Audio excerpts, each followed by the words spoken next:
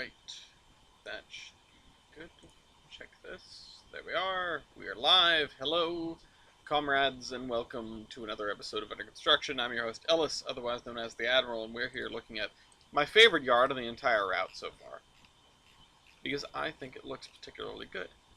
But we have to work down at this end of the railroad today, as this is the area that doesn't have any, work done. Did I add? I did add the bushes. Okay. We should probably get the scenery done for this, and then we can start on this side of the thing. Oh, we can also do the terrain here. So we can work on Fields Corner or whatever we called it, and also that stuff down there. But while people percolate in, everyone knows what time it is. It's time to play some Not Tetris. So hope everybody's having a good Thursday. Hope we get a good complement of folks today. And it's been weird not being able to say buy trading cards because we've had none for sale.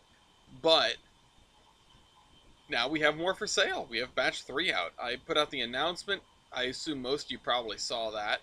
But for those that missed it, or for those that are still on the fence about it and need another reminder, yeah, we've got still quite a few packs left. They're not all evaporating, but we did sell like a quarter of them already. So that's good. I always love to see people coming out and picking up trading cards. And I look forward to seeing folks with trading cards at the Big E this year. I'm going to put something up on the website about that as soon as I know what day we're going to have the most horsemen that are volunteering. And then, yeah, we'll arrange something where we can have like a little trading time, be that at the Providence Northern booth or somewhere else nearby, or after the show on one of the days, or before the show on one of the days. Before is tough because I got to drive up. But we'll figure something out. We will definitely have a time and a place dedicated for trading of the trading cards. If you don't know how to get trading cards, you can check out our website. It's in the description of this video, theironhorseman.com, because by some miracle I managed to get that URL. Very cool, right? Yeah, you can buy trading cards over there. You can see the events that are upcoming that we're going to be at in some capacity. Just off the top of my head, we have the New England Marbles and Steam Museum. They're doing their Steam Up early in October. This is going really poorly. Wow.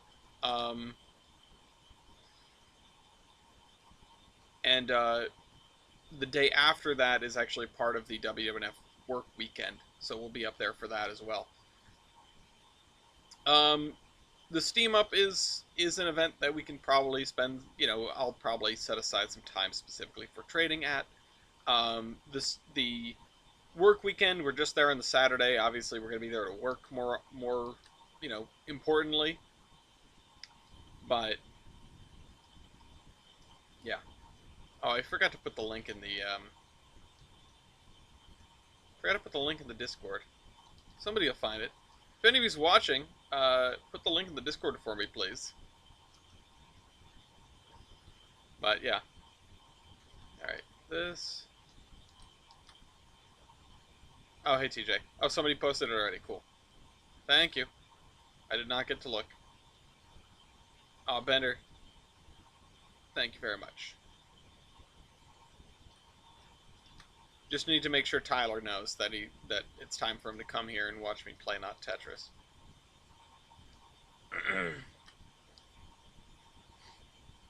This is going okay. It's going better than it was. But yeah, I'm excited.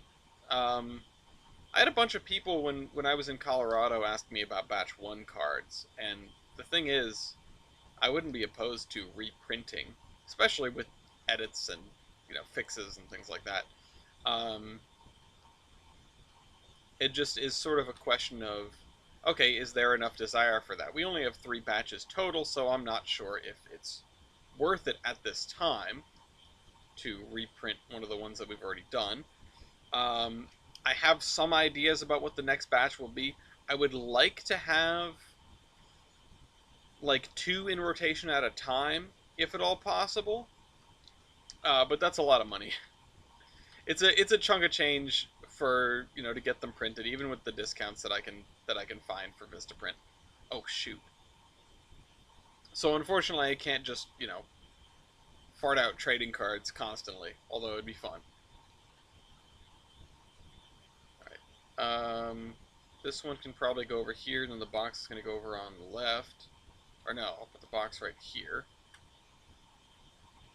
This one can go here, and everything's sort of getting a little shugly. It's shaking. I'll put this one over here. 2 lines at once. More reals.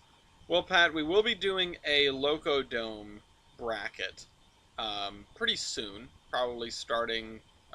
We'll open up entry for it next week after the screenshot competition, which there is a screenshot competition coming as well.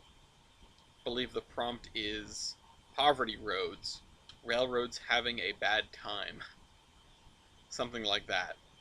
That was the entirety of the prompt. And I'm curious to see what people make of it. I feel like there won't be as much room for really zany interpretation, which is, you know, it's kind of a bummer, but at the same time, it's very a good prompt. Or very a good prompt. Also today is the 21st of September, or it's evening here, so you might even say it's the 21st night of September. Thank you, Brian, for reminding me. I was going to change my name to Fire earlier, I forgot about it. And then I was like, I don't usually get involved in, like, the username games. Pat, I thought you said you were at work. I'm not upset that you're here, but I thought you just said you were at work. I already took Fire. Oh, right, no, sorry, I was going to do... I can't remember what I was going to do. You did already take Fire. I was going to do Wind, then, probably. Eastern Horizon, Earth, and Wind, yeah, but they haven't changed their names. I was going to steal their... I was going to take their gerbs. Oh, okay. Well, I couldn't have balanced that if I wanted to. So, the fake out with the I don't want to laugh for Christmas, I didn't know that that was a fake out until someone responded to it like, oh, gosh darn it, you got me, or whatever it was.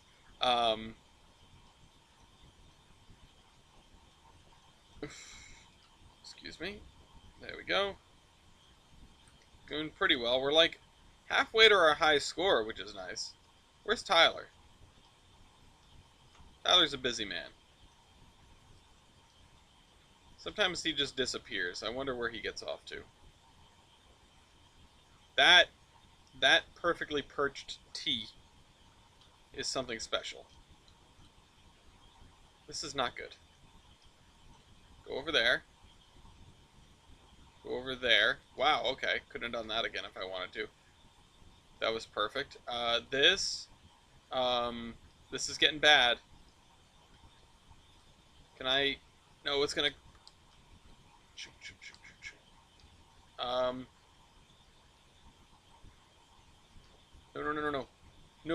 No. Oh, shoot. Did we get a high score? No. Dang it. Okay. Well, it's time to do Tolbrin then. Hope everybody here. Hope everyone's here that's gonna be here. Alright, so I talked about... So I wanted this area to be sort of beachy or what have you. Hi, baby. Bye, baby. Love you. We are on the right layer. I just noticed that I missed a spot here. Also, I think my mouse is starting to give out, which is not great. So, dear, give me flashbacks. Yeah. This... Okay. I think everything from this edge all the way up to here is done. So we just need to focus on this. And honestly, I might leave a corner here.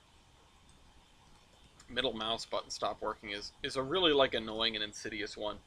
For me, the one that's not working, sometimes my right click just doesn't want to stay when I'm pressing it. But it might just be the whole mouse that's giving up the ghost on me. I think this is the GP28s. I did not see those. This is the mouse that I think came with this computer. when I bought it, when I started this channel. So it's definitely had a long run. I mean, it doesn't have any branding on it. That's the thing. It doesn't say like HP or anything. It is literally just uh, the most generic mouse that you've ever seen. On the other hand, yeah, I mean, I have a bunch of mice that are like I have a couple of Logitech mice and this and that, but oh crap, new welder's your problem? Hold on, I gotta go see this. Okay, that's too many trees. We have we have encroached upon the houses too much. Let's do that. Let's okay. Let me. Is there a new? Nobody's posted it in media. Somebody needs to post it in media. Come on, new well. There's your problem. Oh, Rack City featuring well. There's your problem. What is that? That was September 12th. That's not it. Quick end the stream. Oh, a limo crash. Oh, interesting. Um, I'll end up listening to that tomorrow while I'm at work. I have been listening to, or I've been watching Franklin again a little bit. I introduced Gloria to it. We just did the second episode. It's not something where every day I sit down and I'm like, hey, you want to watch more Franklin? It's just like another night where if we don't have very much to watch, I will say like, oh, what about Franklin? It's taken us quite some time to get through the first two episodes, but that's again because taking it slow. But he gets into mercantilism in the second episode, which is a really interesting. I want to call it a tangent, but I'm sure it was his intention. And essential workers and things like that. Very neat. Look at all these trees that are just bunched. I don't know how I managed this. How did I get the forest to be so dense? Let me just pull these guys out a little bit.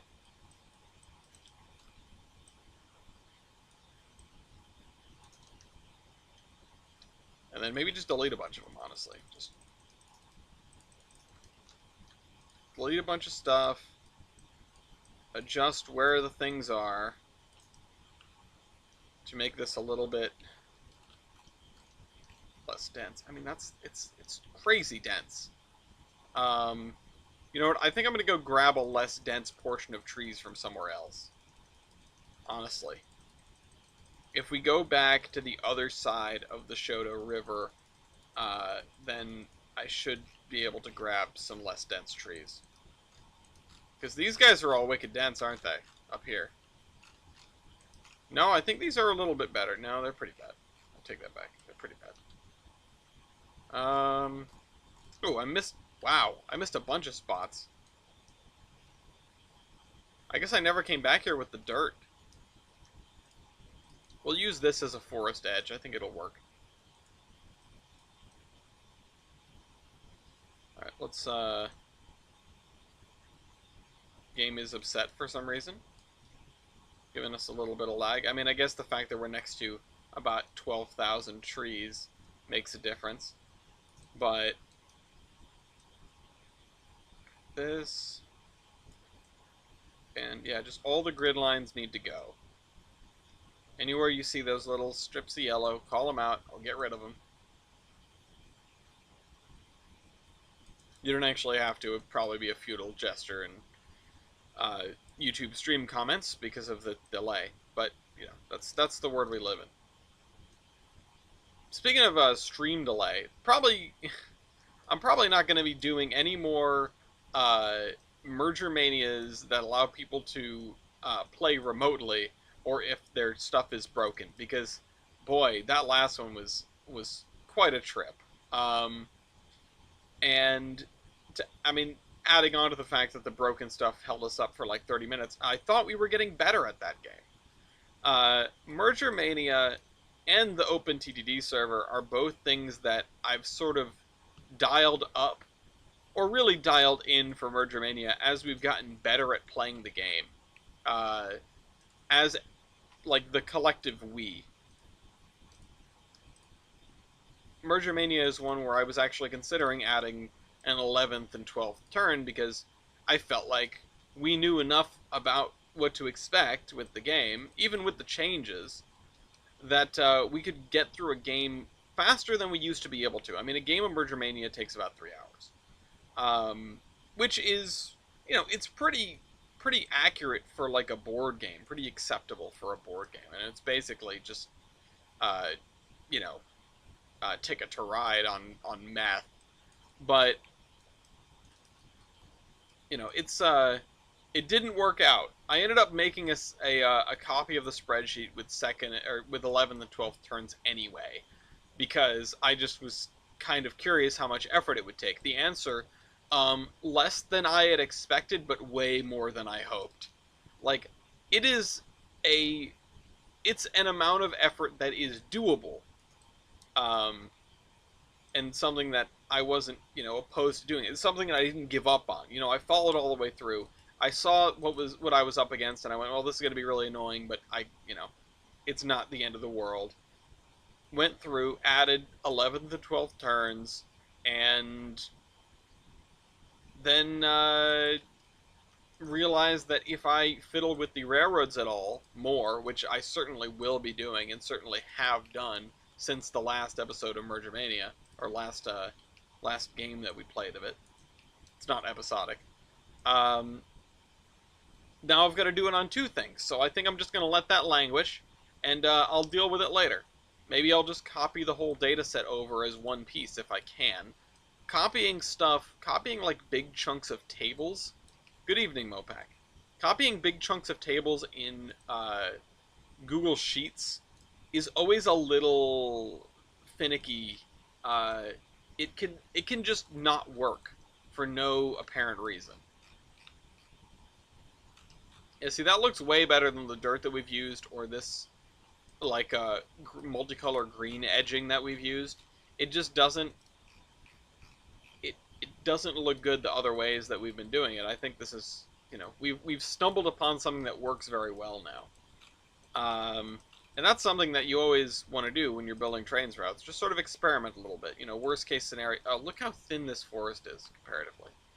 Worst case scenario, you just end up Control Z and go back to the drawing board a little bit.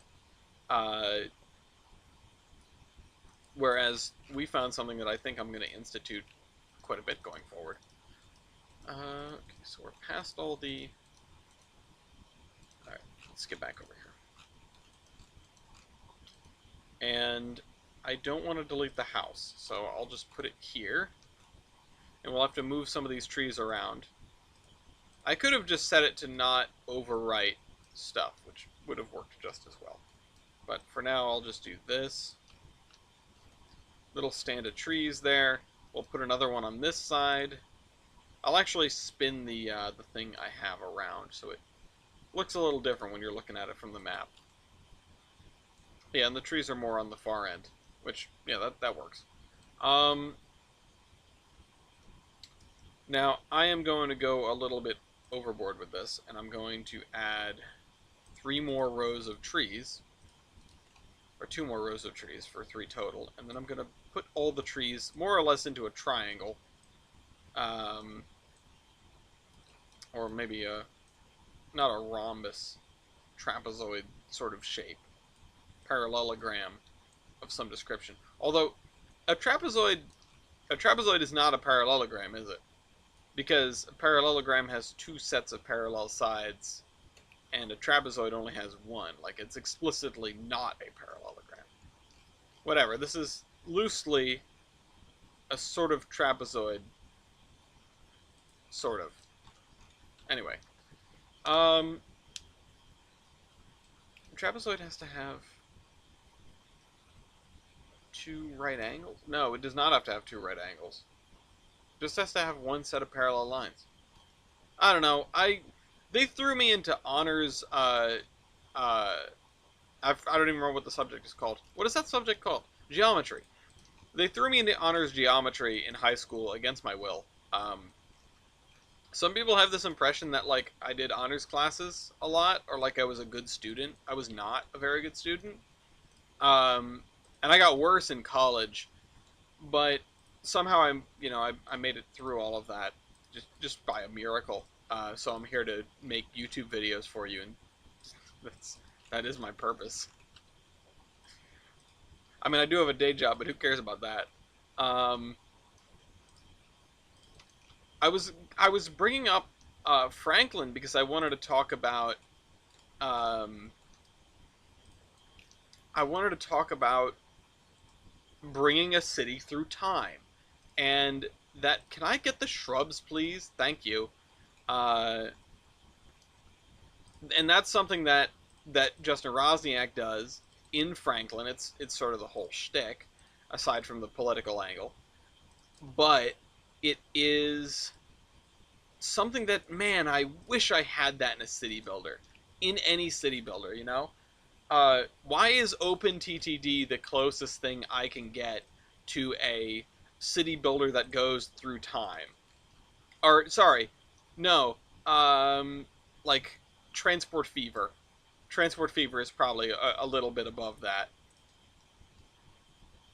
And honestly, I wish I had a set of skyscrapers to use in OpenTTD that would replace the original ones, because man, the original ones are ugly.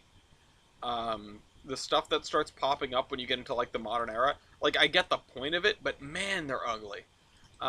Just give me generic slab-sided, glass-sided skyscrapers. I don't need the arcology from SimCity 2000 in the middle of every town. Um, and something that is rectifying this a little bit is a new GRF that I picked up called ITL. Yeah, ITL Towns or ITL Building. It's Improved Town Layouts was the original name of it, and for whatever reason they decided to get like a snappy new name. And I just went to hit X to hide the trees. I have been playing too much OpenTTD. I haven't even really been playing OpenTTD. I've been troubleshooting. I've been effing with configs and new GRFs and just like playtesting and playtesting and playtesting. I'm not doing it for my own entertainment. I'm trying to get further into the game so that when we put up this OpenTTD server tomorrow, um, actually it'll be up at around this time. Uh, It'll actually probably be up a little earlier than the play date because I have to leave. But I just want to make sure it's a good experience for everybody. Uh, my sort of pack, as many of you know, I call it the XXX pack. It's not because it's a porn thing. It's because it stands for, um, what does it stand for? It stands for Extreme Experimental Expert Mode, um, which are which relates to the new GRFs we have and the settings that I've turned on uh, for the sake of this pack. Uh, Axis or another uh, extreme industry set is what Axis stands for. That's where the extreme comes from. Experimental is actually, I think that was me messing with settings. That's why I called it experimental. And then expert mode is the kind of deceleration model we use, deceleration and signaling model we use. It's a JGRPP thing or a JGR's patch pack thing. Let's do this.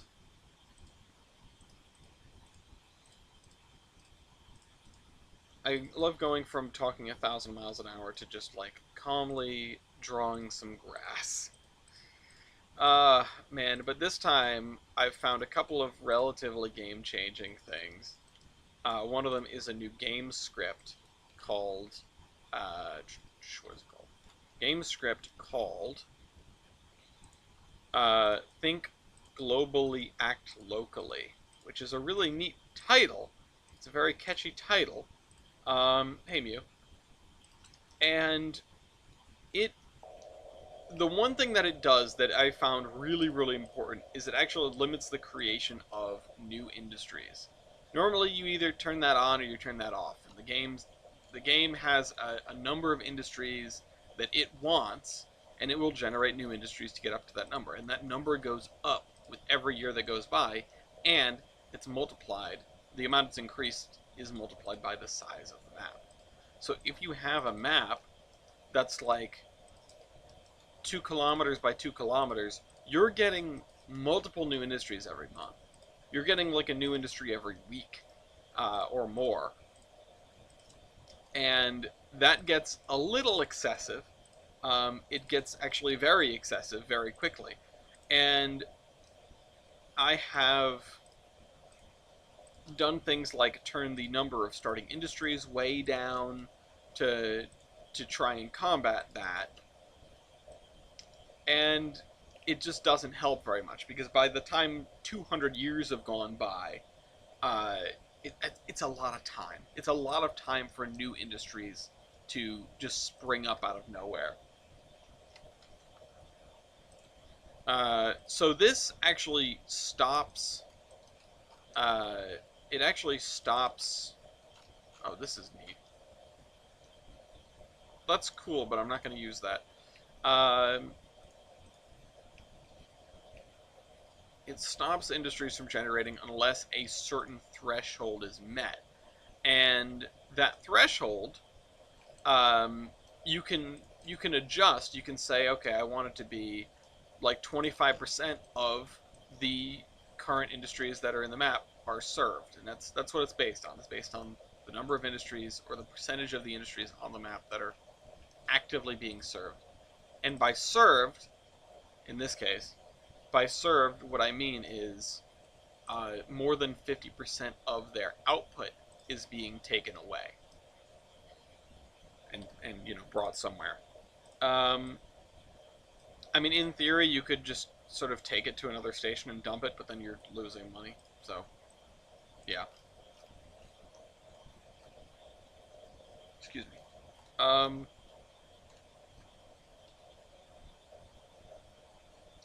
This person has quite manicured hedges, I will admit.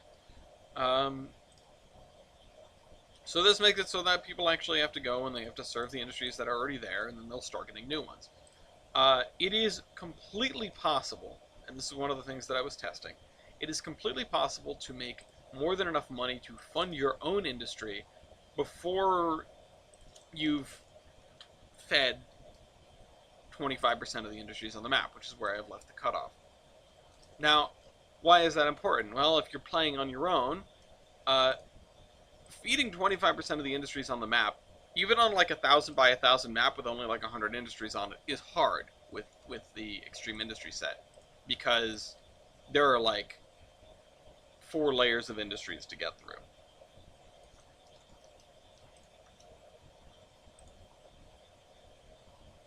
Let's just do that. Now that is a trapezoid. All right. And yeah, they're going to be far away, so it's just not worth it. You end up focusing on your little corner of the world and making money there, and then you can go and... Oh, there are no big leaf trees in this chunk of trees here. Huh. Missed them entirely.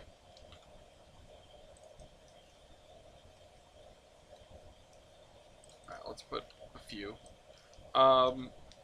Yeah, you can stay in your corner of the world and just sort of, ignore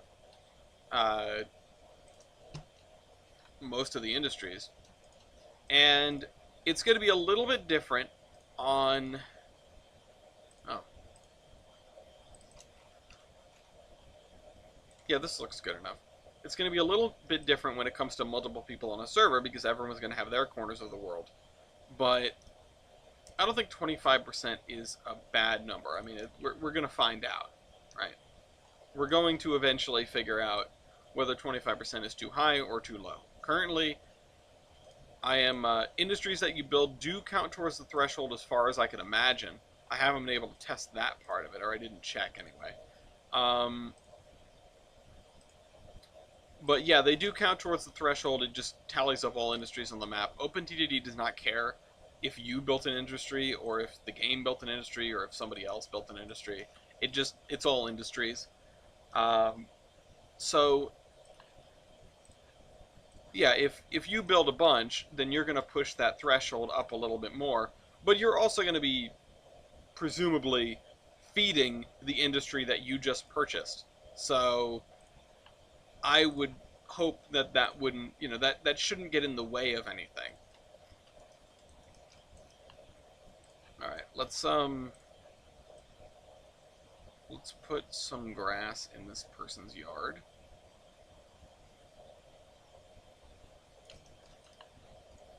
Actually, I kind of want some muddy. Hey, big muddy. That's not a really good muddy, and that's supposed to be a field as well.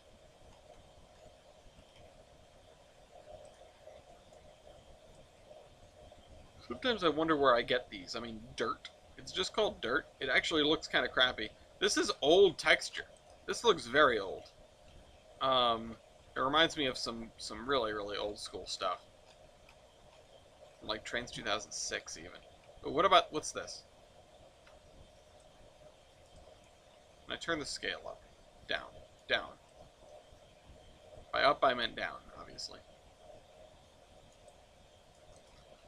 We can put some grass and stuff to sort of separate that out.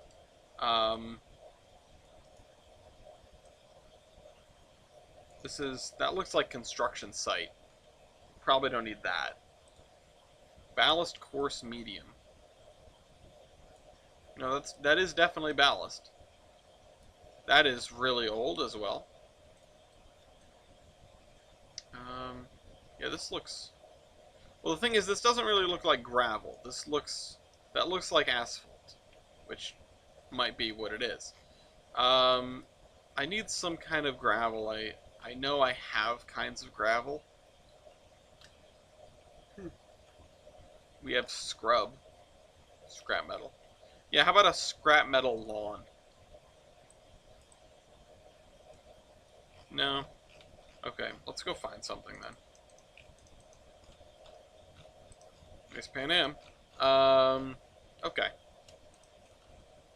So, I definitely... Oh, right, this stuff. This stuff is good. That's always good. That works. Okay.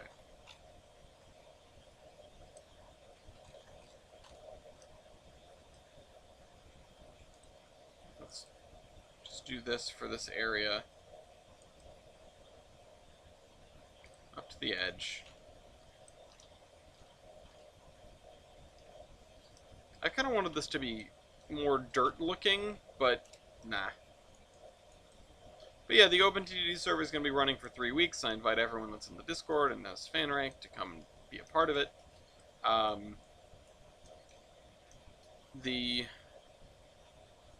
Should I put another, like, tire swing in the backyard here? Let's just get a nice looking tree. That's tree. T-R-E.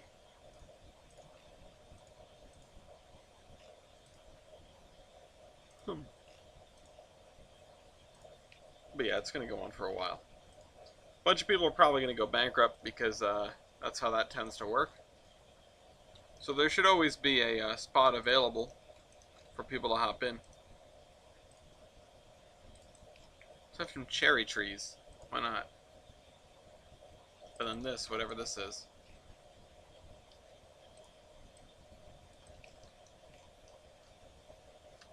Okay.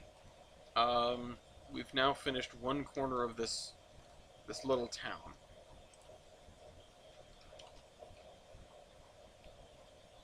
Track surveyor. I want a tractor outside the barn here. And I also want the very small grass that we've used. My computer does run on dark magic. It is, in fact, an enigma wrapped in a mystery. And hello, Kaiser. But yeah, it's just, you know, it's the way it be. It runs Tolbrand as much as it wants to, which happens to be, at this very moment, about as much as I want it to, which is nice. Really, what happens is, I work on Tolbrand until the computer can't take it anymore, and then I go and I beg for parts, and people send me parts out of the goodness of their wonderful, wonderful hearts. And, then I get to do more Tolbrand. That's basically all there is to it. Uh, we could extend the trees up to the road here. That would actually probably make a lot of sense. So let me use grass lines to try and outline where I think the trees are going to need to go. I could really use a city builder that would let me go through time, because it would really help me understand.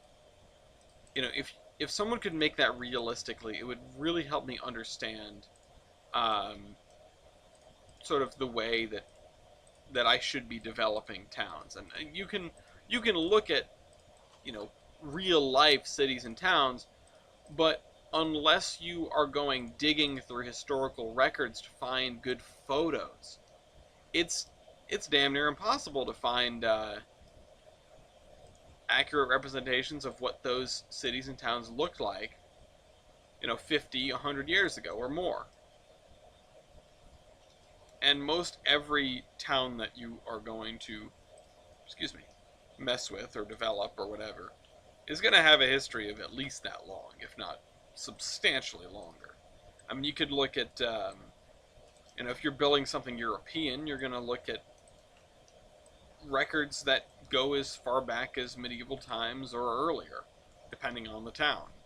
Um, Even most American cities have a history that's at least 200 years long, um, if not longer, because of the colonial period, if not longer, because of a pre-colonial period. And that's sort of what uh, that's sort of what um, Justin Rosniak is doing in Franklin. Um, and yeah, Kaiser, and you point out that in your town's history is lost pre 1865 because you live in the South. Yeah, and there are places where a lot of the history is lost due to warfare or just sort of civil disagreements, and et cetera, et cetera. Um,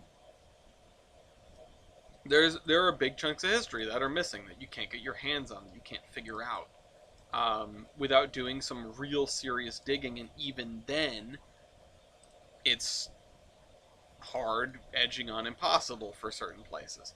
I mean, you can look at for a microcosm of this, you could look at some of like CGP Grey has a couple of videos entitled "Someone Ruined My Life" and then "Someone Ruined My Life Again" or something like that.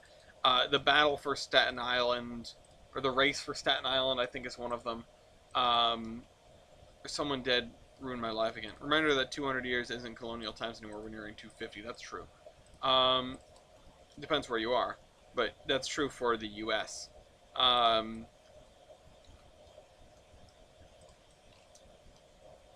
the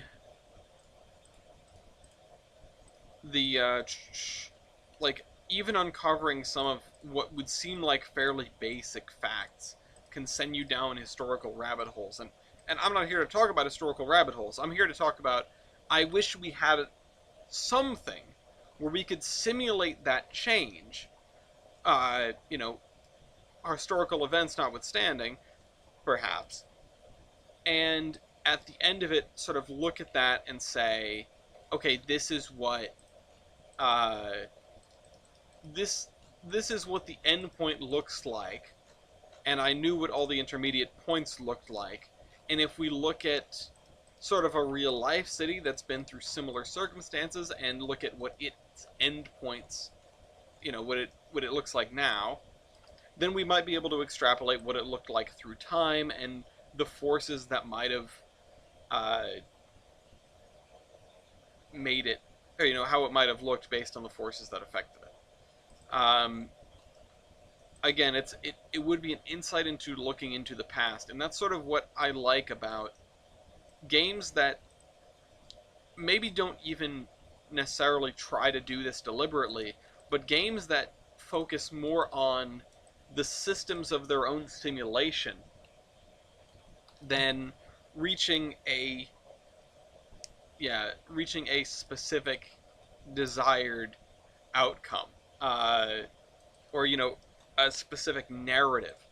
Like, and I hate to use this as a good example because Paradox games are an attempt at historical accuracy, and they will always be sacrificing accuracy for the sake of gameplay and trying to balance that, things like that.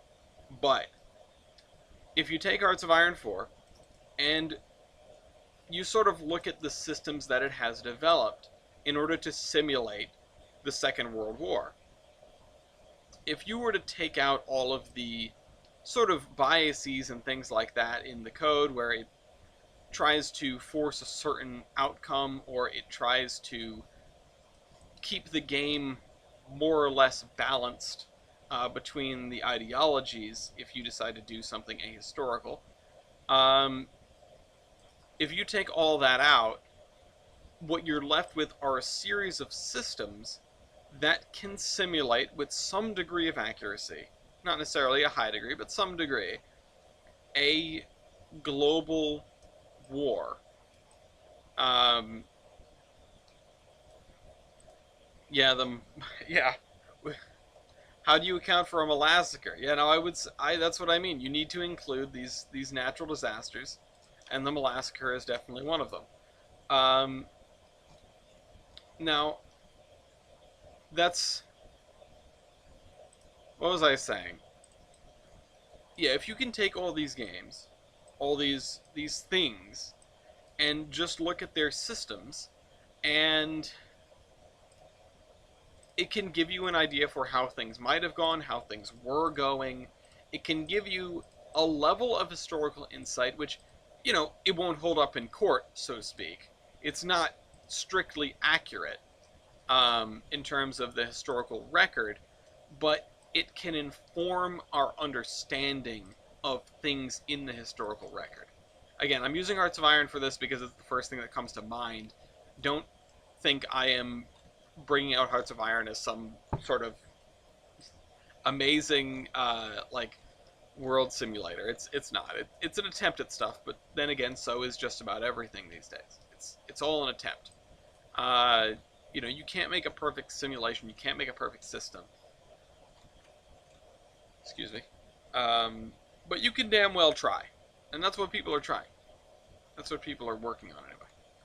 Red. Let's just make the parking lot red. How about that?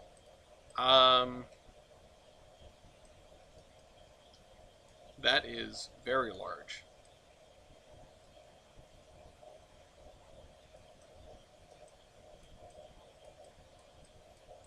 There we go. We've got our church and a little gravel lot. Actually, very fresh-looking gravel, which is probably a little too nice, if I'm honest. But, yeah, what are you going to do?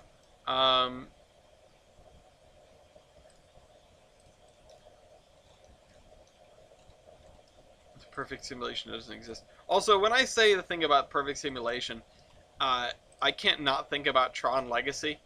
Just I was meant to create the perfect system. Am I still supposed to create the perfect system? Yeah. Gets me every time. Love that movie. But anyway. Workers and Resources is another one that should come to mind, but I haven't played it. So I can't say anything for or against Workers and Resources, really. I haven't even sort of indulged in the content around it. I really wonder.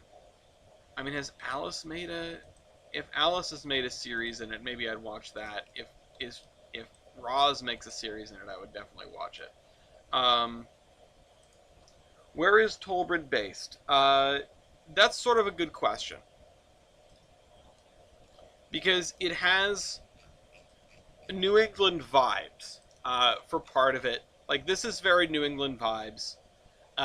You get into northern New England with the hills and things, but a lot of what I was working with out here, especially once you get out to Pan Am, I was looking around in sort of western Pennsylvania, or sorry, central Pennsylvania, and like even Iowa and things like that.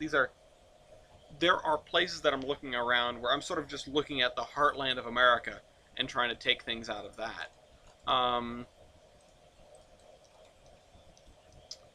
And yeah, there is no particular location. It's sort of nowhere but everywhere in the United States. We probably won't have certain things represented. Like, I don't think I'm going to go full on Rocky Mountains anywhere.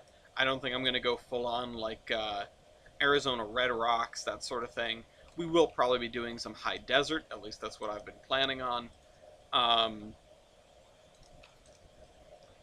but, yeah, it's something that there is no particular location. I'm just sort of drawing inspiration from a lot. And I know that is, it, in a way, it could be almost interpreted as standing against my own code of having a plan and sticking to it. But I think this will work out okay.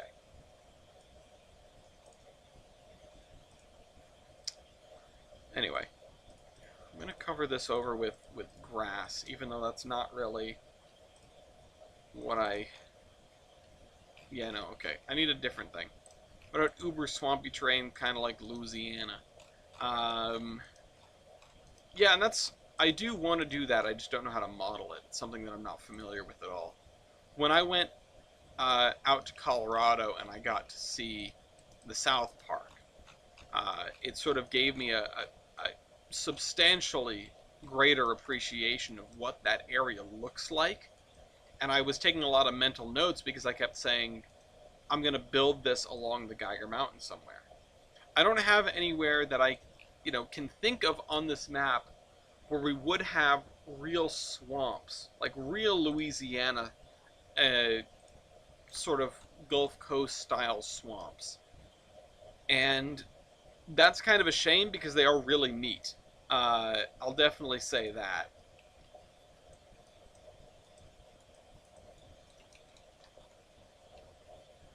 Let's see.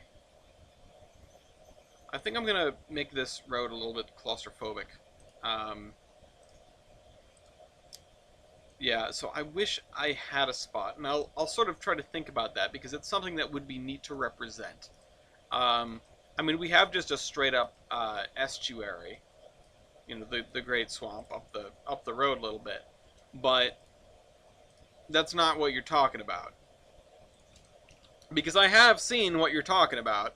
I wasn't taking mental notes. I wasn't there, like, for the purpose of sightseeing the geography and the flora and the fauna.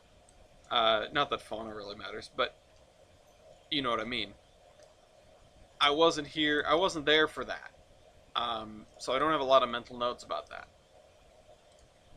And I wasn't in that real swampy area. Actually, when I was driving um, into New Orleans, hey, let's break out Lee. Lee's at the model railroad. Um, Lee's at the PN. Oh, Concord. Yes, New Haven Comet. Wonderful. Um, but yeah, Lee lives at the PN most of the time. Um, shoot, what was I saying? When I was driving to New Orleans, it was nighttime, and I didn't get to lay eyes on most of that landscape. Not in a way that I could really look around. And when I was heading out, when Gloria and I were heading out, uh, we were heading out on the train, and yeah, you don't not see that stuff, but you don't really get the best look at it. Which is kind of a shame. Where did oh, this here's the grass. Um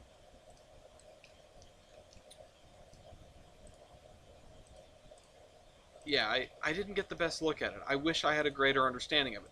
The most understanding of it I have is from sort of pop culture depictions of things like the Everglades and some other swampy areas, but it's always the Everglades that shows up in pop culture. Um, I'm just thinking of the Archer episode with the airboat, which is a great moment, great episode. Love that show, but uh, not very helpful for figuring out what the hell a railroad would do. I'm commandeering this airboat. The words that I've wanted to say for my entire life. Can I help you? Did you just come in here to do that? Yeah, I heard you talking about Archer. You wearing lipstick again? I think it's a pretty color on It me. is a pretty color. I didn't mean to say that derisively. I just wondered why you put it on again. You going somewhere? You do look really cute. Oh no. I shouldn't have said anything. It's not as much as it was before. Cause it's Not as much as it was before. Before it was all over my face. Yeah. I don't feel like you could have done more if you wanted to. It's more dry to my lips than it was when I kissed you all over the other day. That's a statement. That's a real statement. I'm sorry, I kissed you all over the face with lipstick the other day. What do you want me to say? I'm not complaining. I was swatching my lipstick color on your face. No, you weren't. Yeah, I was. No, you weren't. I wanted to see what it looked like on your skin. Yeah. Yeah. Okay. So when I kiss you, I know what it looks like. You didn't just want to cover me with lipstick? Smooches? Yeah. I mean, yes. That's what I mean. All the time. Just want to cover you in smooches. Aw, love you. I just noticed you had a Tweety Bird blouse. Yeah. I was like, why are you wearing a blouse? Where are you going? It's just a pajama shirt. Yeah, then I noticed it was the Tweety. Yeah. Hi, guys.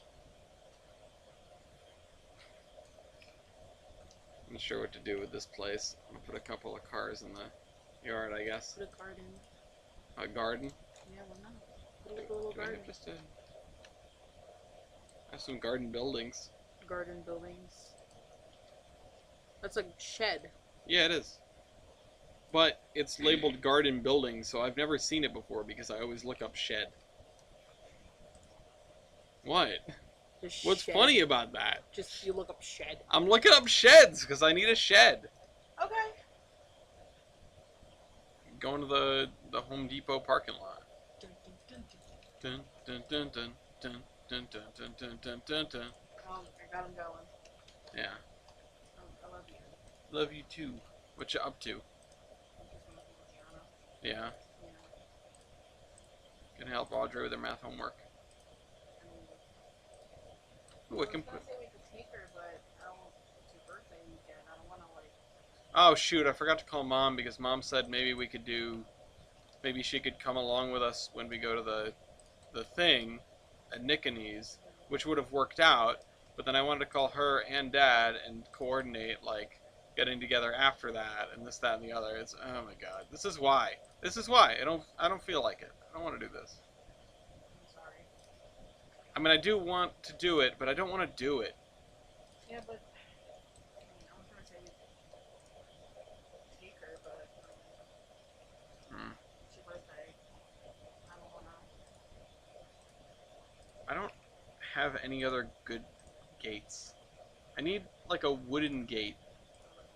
Love you too. Oh, Gatekeeper's house. That's a neat one. Gatekeeper's house. They're gatekeeping, guys.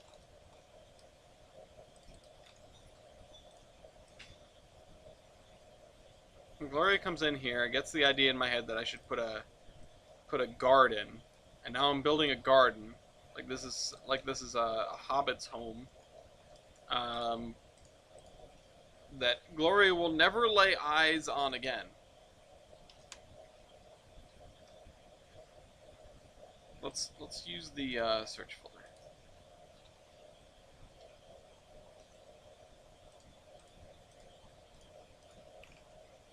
I don't really want wildflowers. I wish I could have. Oh. Those are not good looking. Let's see if there are any better ones. No. Okay, I'm getting the feeling that all of these are going to be like this, but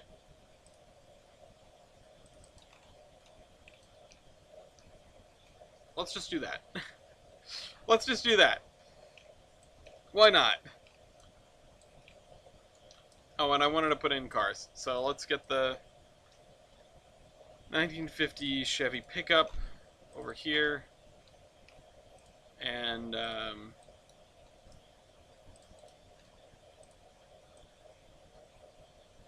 this over here.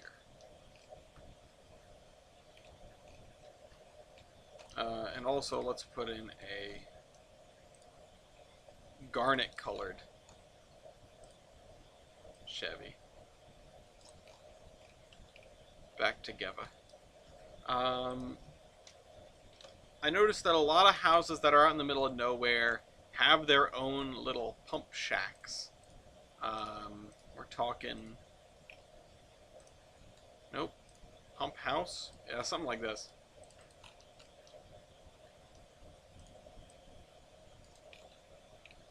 For well water. And I've put down some of these, but I never totally got it. Mostly because the only place that I've personally had to deal with well water is down the beach. And down the beach, the pump house, if you can call it that, is physically attached to the beach house. So it's not a freestanding structure. So finding out that a lot of places do have freestanding structures for their pump houses was a bit of a revelation. And that's one of those things. You always got to keep your eyes and your ears open for things that you learn could inform your route building. Especially if you're trying to make something that's reasonably realistic. I mean, again, there's nothing that anywhere says you must make a realistic Trainz route. You must make a, a railroad that would exist in the real world and has all of the facets of a real world railroad, and has I'm not late, y'all early. No, I was early last week, Orion. And I think you were here at the very beginning last week, so I know you know when on time is. But I'll let it slide this time. Next time, though, detention. I'm trying to find an appropriately knackered looking stone wall, and I just haven't found one that I like. These are all retaining walls. I don't want that. These are all too tall. Maybe if I sunk one of these into the ground?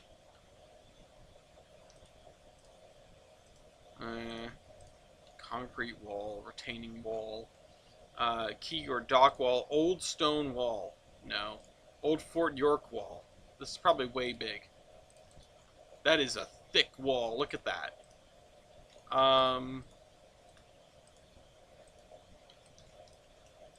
Oop.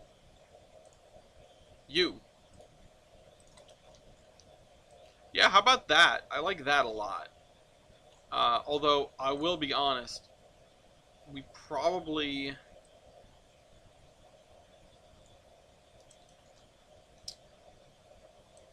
don't need a wall in this whole area. I can't imagine there'd be very many graves here. It's a small area. Last week was my last stream until summer 2024. Oh, that's a bummer. Just gonna get busy for the fall and the spring. You can elaborate if you want. If you don't want to, you don't have to. I'm trying to draw a square and it's going poorly. I gotta trade physical effort for 15-15 hour. 15-15 hour is not bad. I wouldn't be upset about 15-15 hour. That's more than I was gonna get in my first when I was a traffic intern. When I was but a lad.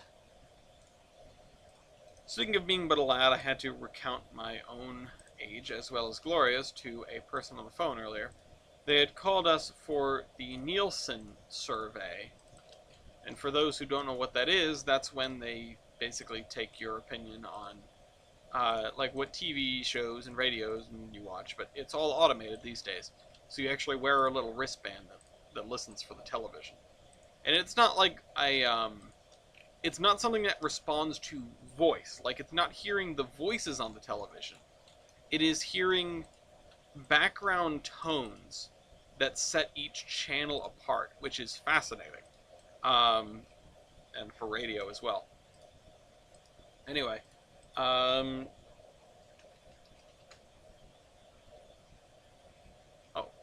this, oh.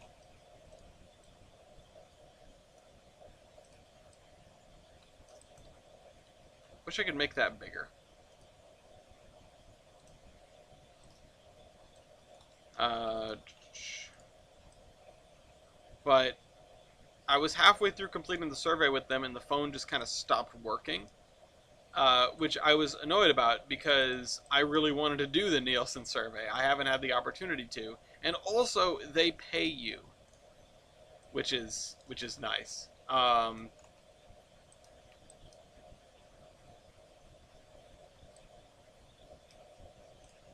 So yeah, can't complain about that. Let's do. Can I spin this? Thank you. Last time I was at a graveyard, it just sort of struck me at how much space it was taking up. There's a lot of dead people around. I mean, there's.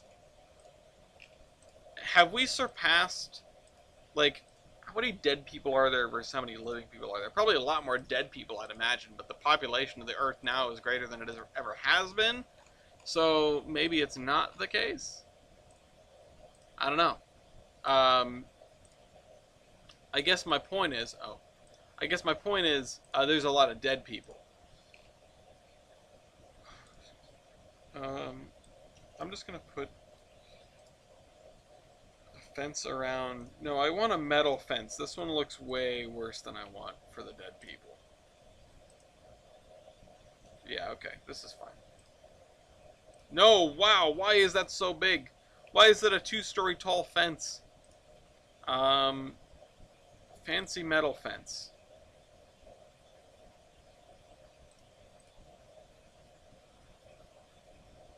Let's do that. Section within the graveyard. This is a graveyard within a graveyard within the greater graveyard, which is the entire planet. Um, we are really going to spend the whole day on this, aren't we? Yeah, just drop it into the ground, but man, that was an ugly fence also. The other problem, there were 2 problems with that fence. One, it was way too big, and 2, it was way too ugly. I can excuse way too big. Cannot excuse way too ugly. Graveyards get forgotten all the time, and they use that land.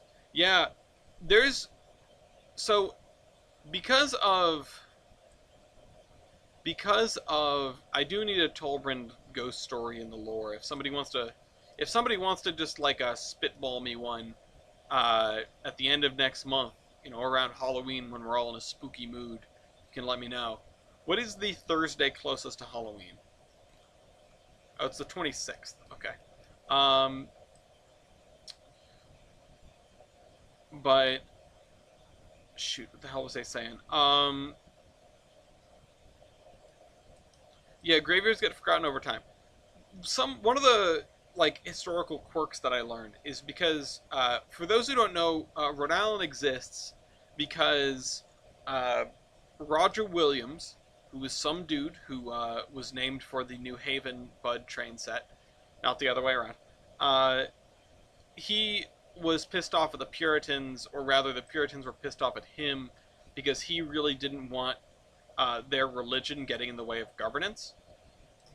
And he was I believe he was religious, but he was a different kind of religious, and of course that was basically treason to the Puritans in Massachusetts. And so they threw him out because he wanted, because he didn't like they didn't get along. It's the same God, whatever. Um, Point is, Roger Williams gets thrown out of Massachusetts. Roger Williams comes down to Rhode Island, and he makes his own colony with blackjack and hookers. And by blackjack and hookers, I mean separation of church and state. That was his idea. He wanted to make sure that that disagreements on the basis of religion did not get in the way of proper governance and everyone being able to live under the same government. Um, that is why they left England in the first. Listen, the Puritans just sort of have a history of that. Um, but so he gets thrown out. He founds Rhode Island, separation of church and state. Because there was separation of church and state in Rhode Island, there was no state religion or no religion that was colony specific. No denomination that everybody was under. Um, and as a consequence, there was no sort of not federally organized but centrally organized um, graveyard. Not until much later. Not until they created the North Burial Ground, which is in Providence. That I think was the first large grave site that served the whole colony or the whole state. I don't know what year that was, but up until that point, the uh, people usually ended up in family plots. It was very common to have family plots. And so we have tons of tiny historic cemeteries. Like, we have way more historic cemeteries per capita than probably any other state because of this long standing separation of church and state. It's just a neat fact that I learned a while ago and that I like to trot out because it's something that people don't think of. Even the people that do know about Roger Williams' history and the history of the state don't necessarily, you don't, because Rhode Islanders never leave Rhode Island, we don't get around to other places to see how many historic little tiny family plot cemeteries they have. Um, so we don't necessarily think the number that we have in Rhode Island is odd at all. Um, But yeah, I mean the Conway Scenic passes by two family plots, which is interesting. When I drive from my house to my cousin's house in North Kingstown, which is a distance of maybe 20 miles, if that, uh, there is one in their yard, and we pass by. Oh man, at least three or four that I can think of probably, but there are probably a bunch just in the woods off the highway. Um, Small scandal involving a highway expansion and a small family grave where nobody from the family was around. The highway goes around the graves. Oh, I misread that as explosion the first time around, and I was really wondering if we were dealing with like exploding corpses, which is one of my favorite Noita perks. Anyway, exploding corpses is a wonderful thing. How flashy British engines are. They're not even that bad. I mean, they are compared to a lot of U.S. stuff, but like they're flashy in that they're just like cool colors, and I can't really knock them for that. I mean, I want to because I don't like it, but I can't. Okay, let's do this. Just put a couple more trees in here, and we'll put in some shrubs on that side as well. We're gonna have to do glamour shots at the end. That's the thing I should be taking from Franklin, is doing glamour shots at the end. And also, I apologize that my story for Roger Williams went into 17 different tangents.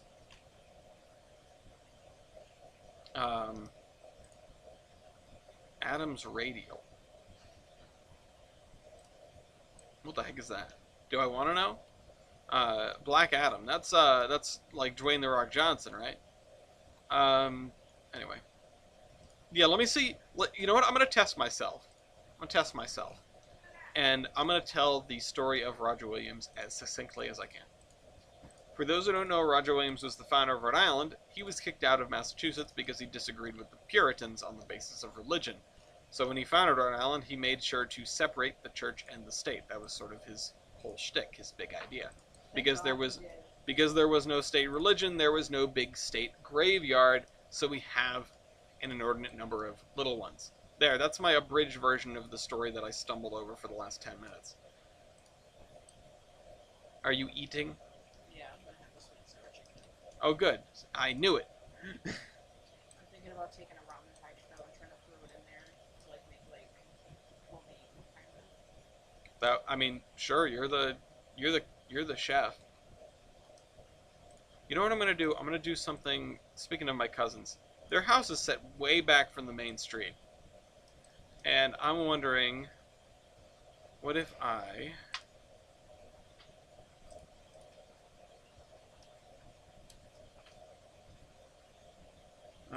hedgerow? How about a big hedgerow?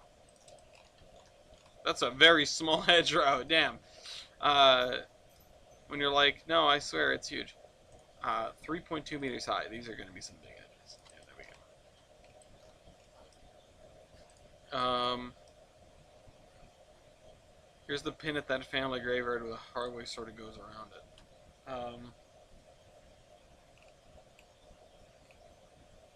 Where are you sending it? Anyway, let me just wrap this up. Let's see, it's 8:16. The first hour went by very quickly. The second hour is not going by so quickly. So, what will we do? Well, we definitely... I'm probably going to take a break from the town in a little bit to go and do the terrain track part of it, so that I can just veg out. I'm getting a little tired of yammering and yapping. This is not as intellectually stimulating as it might look.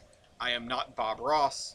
And no, it did not send Matt. I think YouTube just said no. Go put it in streaming and recording. I'll take a look at in there at some point.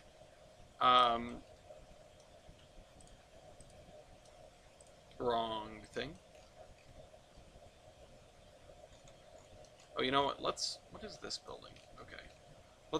Let's fence in a little area here.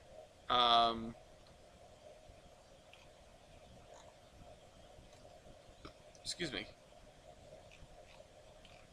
Let's go to Ashbury Ranch and grab the stuff from there. My God, this map is getting big. Ashbury Ranch is far away. That's the thing that gets me. The first time I had to scroll between Mason's Landing and Olive, and I went, boy, this map's getting big. And now, here we are. It is... Let's see. I mean, it is, what, 3 or 4 times that size now? I mean, I don't think we're getting any faster at it, but... I mean, I'd say, well, it's... from here to here, and then it's another, like...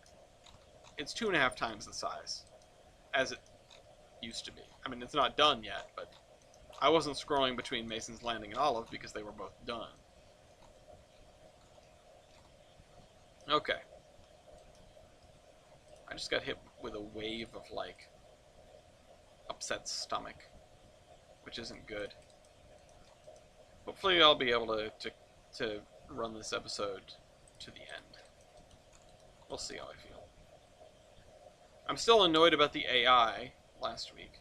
I don't have a solution for that. I suppose what I could always do is just try to force it. I wonder if I have the AI throw that switch, if it'll matter. I don't think it'll matter. I genuinely don't. I think it'll be a complete moot point. And by the switch, I mean the one that it tries to avoid, not the one that it goes up to and gets stuck at. If I have it throw that one, I know it'll work. On the other hand, if I have it, if I just throw the other one, then I don't think it'll matter because it figured out how to throw that one anyway. I think. Actually, that's kind of a good question. Well, no, it figured out how to throw certain switches, just not all of them. This is... See, now I want to investigate, but I really don't want to investigate because I'm just gonna be done annoyed. It's just gonna annoy me. No response. I posted in the Trainz Discord about it, and I was just curious, and I just got a couple of sarcastic responses, like, yeah, the AI is weird.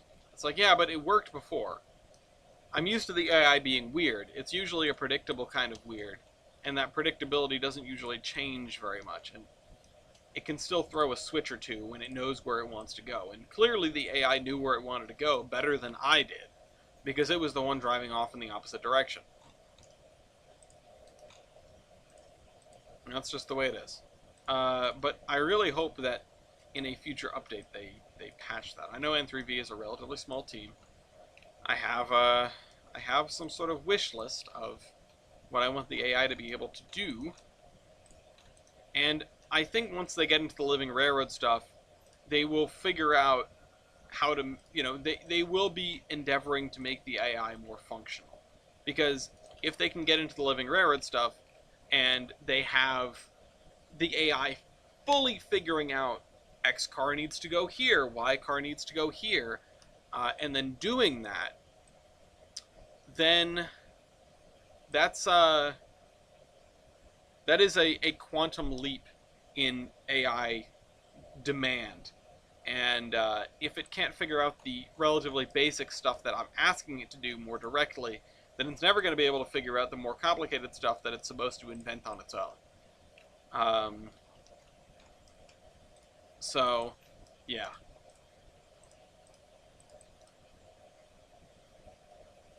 Living Railroad pseudo steampunk rock band.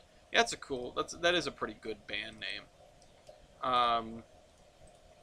But yeah, on the other hand, I just want to see AI improvements. I bet it's broken because they're messing with it because of Living Railroad, and that's sort of like why I get it. Like I'm not annoyed. I'm annoyed with the AI, but I'm not annoyed with N3V. Um, because I totally understand. I mean, I am paying them a bunch, and I can't use most of the paid features right now because they're either broken or something's broken on some end, which sucks. But really, I'm just sort of paying for the continued development of this thing that I enjoy, and that's okay. I can justify it. You can justify anything if you want to. Again, I know I'm not giving a ringing endorsement for N3V here or Trainz Plus, but it is what it is. TJ suggested I go and do work on Geiger for this one, but I figured I would end up being more annoyed with that. Alright, once we get done this side of the road, which is almost done, and I just need to do this area here, which is probably just going to be a driveway, then we'll go and do some terrain tracks, and then we'll come back to this.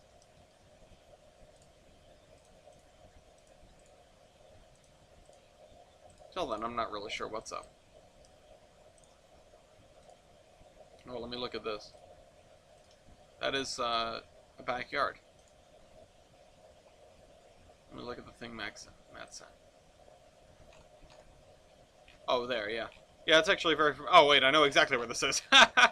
Oh, man. That's very close to a place that I've stayed overnight.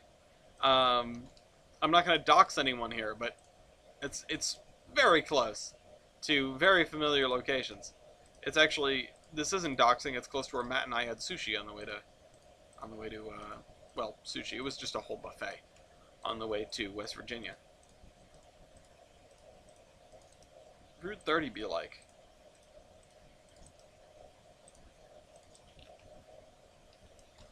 Too bad we didn't go through Brentwood. Alright, let's grab this so that we can get rid of the grid here, because that's going to annoy me. There'll be no hitting the gritty.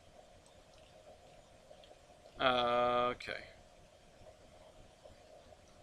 We also need to get this edge taken care of. Oh yeah. My stomach is upset with me now for some reason. I don't know what I did wrong. I mean, I had a sandwich, I had some snacks. Not like an extreme amount of snacks, just an amount of snacks.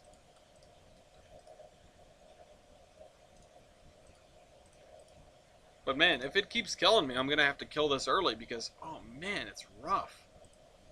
What was that I was just looking at? This. Look at that. It blends in almost perfectly with the grass that we use. I actually like that a lot. I shouldn't, but I do. Okay. But so much of the stuff that I've never seen before is packaged, so we're getting closer and closer to just throwing the idea that Tolbrand is ever going to be multiplayer out the window, which is a real shame, because that's what I wanted. But maybe someday all of this stuff will be in MPS, because it really, I mean, it's either MPS content or download station content. It should all be on MPS in some way, shape, or form, and then I'll be able to just throw this up there, and we'll be able to do that. Of course, none of that will matter because we'll have Living Railroad, and I'll be able to play this all by myself and have all the AI running all the time with no problems. And I'll get to be like, yes, these are my friends. These are the people. These are my friends. They never complain. Unfortunately, I cannot invite Trainz AI over my house or to the Big E. Speaking of which, I'll say it again. The Big E is coming. And for those that are in the vicinity, for those that are in the Discord and are like hobo rank and stuff, you can feel free to drop me a line about going to the Big E if you are, um, and doing it as a volunteer and saving a couple bucks by being a volunteer at the PN booth for a couple of hours over the course of the day. That's how I get in for free. That's how TJ gets in for free. Sneak him in. He's a volunteer. And it used to be like a net zero for me because I would drive there, I would be a volunteer, I'd walk around, I'd see all the layouts, I'd talk to some cool people. Oh, I wonder what the hell the 3713 booth is going to be like. I bet they're not even going to be there this year. That's a bummer. I miss seeing those guys. I'm going to miss seeing those guys. Oh well. Hopefully things look up for Steamtown. Anyway. It's a shame that our Steamtown informant broke her effing leg. What the hell was I saying? Yeah, Big E. I'm gonna post a thing there about that later. 3713. There's a booth, but nobody's there. Yeah. Oh man, the food that Glory is making smells good though. So clearly my stomach isn't that broken. I don't even know what I would want. I want like no, I don't know what I want. You ever want something that like is tasty but is not food? I guess that the answer to that is gum, right? I want like I want shoot, what's the like yellow package? The Wrigley's. It's like sold with the double mint. Is it Juicy Fruit? Is the gum? I haven't had Juicy Fruit in forever. I used to like it, and then I got older and realized the taste like disappears immediately, and also it doesn't taste good. Now I'm just a double mint guy, but I don't really want mint, and also I'm out of gum, so this whole thing is off the table. Also, I'm not supposed to chew gum because of my jaw, but I don't care anymore.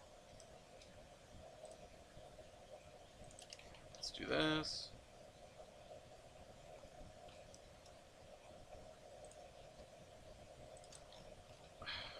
This is going to make me dizzy is what it's going to do. Well, maybe I just want juice. I like water.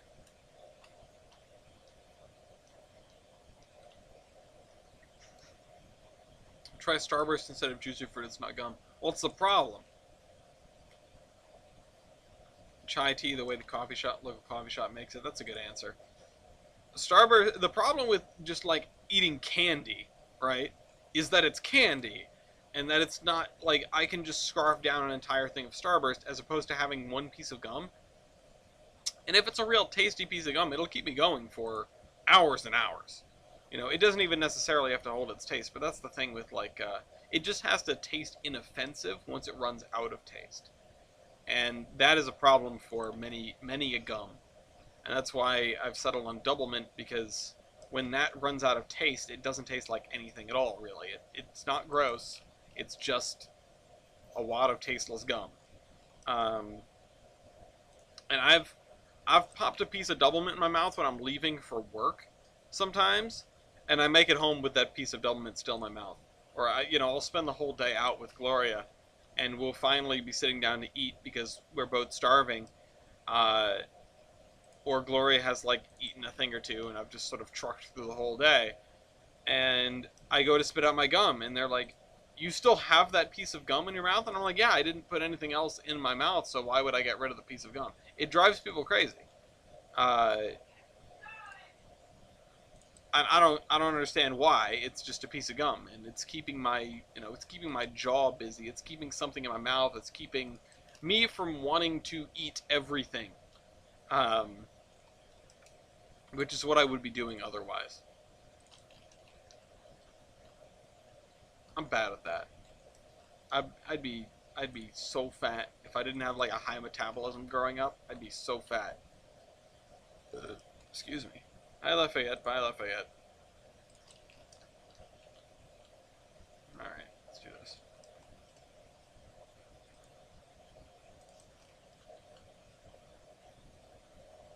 We could honestly probably start doing some of the planning for Bellington this episode, which would definitely get the gears turning, you know? we probably want to mark out some topography lines for Bellington and just see if we can make them with the plateau tool or make them with the not with terrain tracks because it would take too long. This is good for terrain tracks because we're doing a huge area and there isn't going to be very much variation.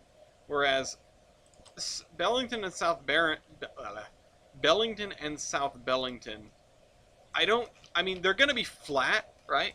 But I don't think they're going to be super duper flat. Oh, and it's time to be real. I'm not going to do that, I guess. I don't feel like doing that during the show.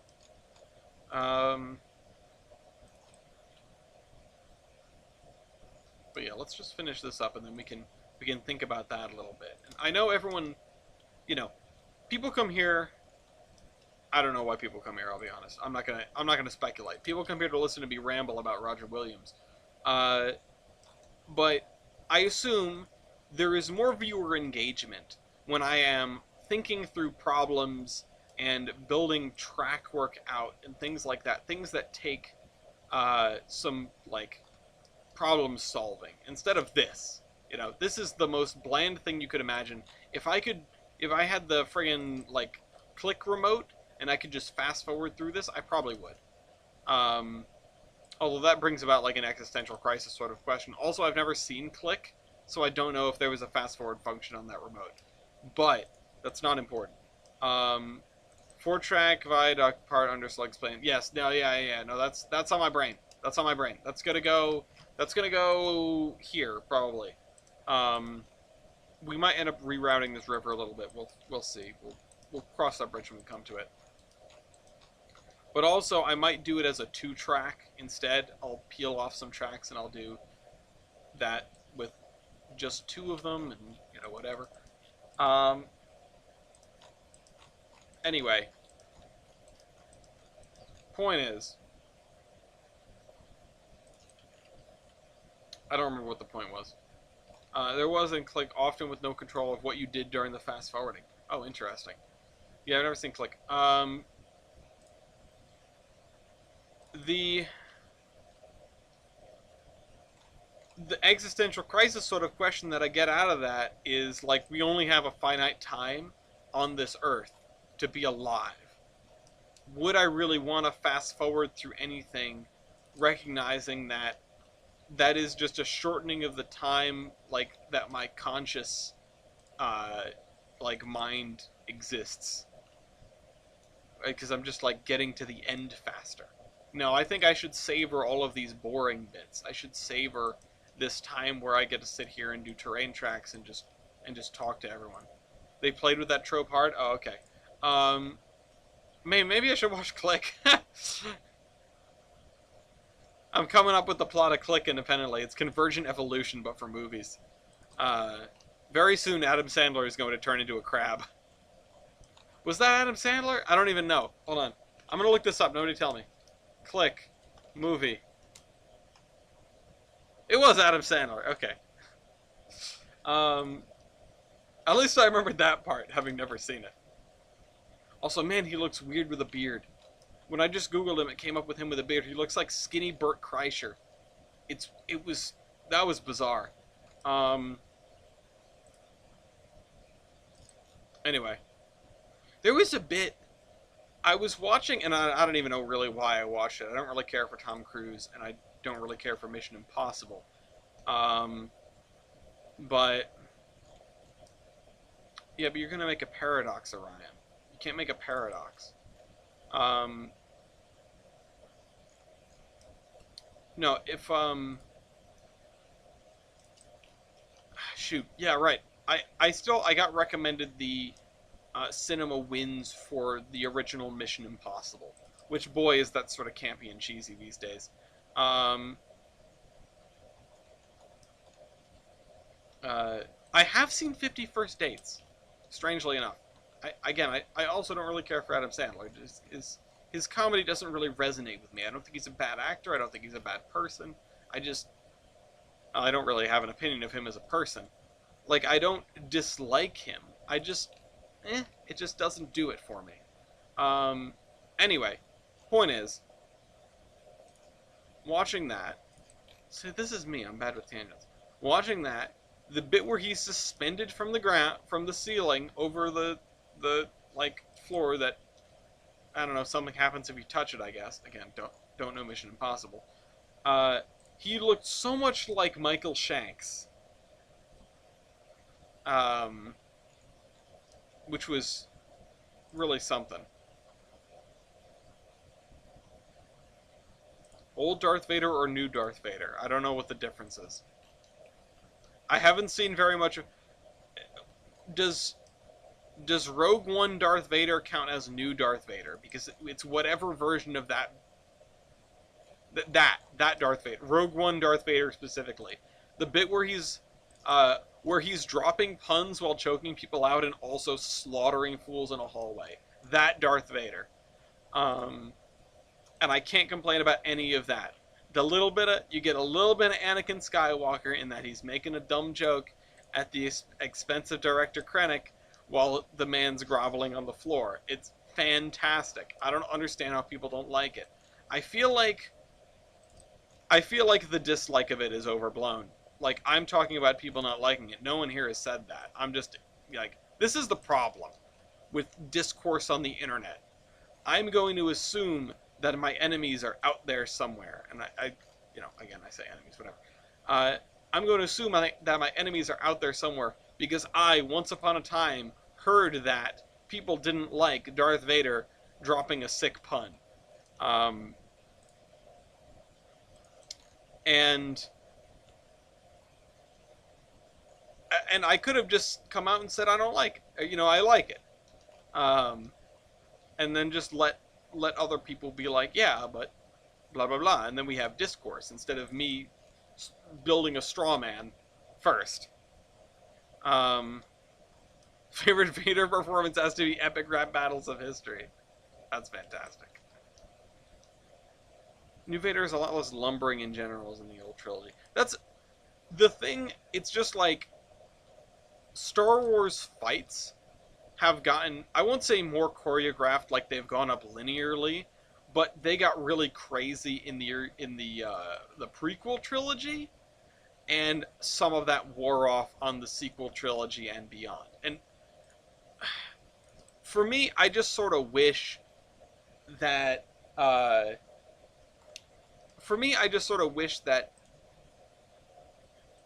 it was based either more on sword fighting principles, like typical sword fighting principles, or on some sort of internal logic. But this is Star Wars, it's George Lucas, it's whatever. There's no internal logic.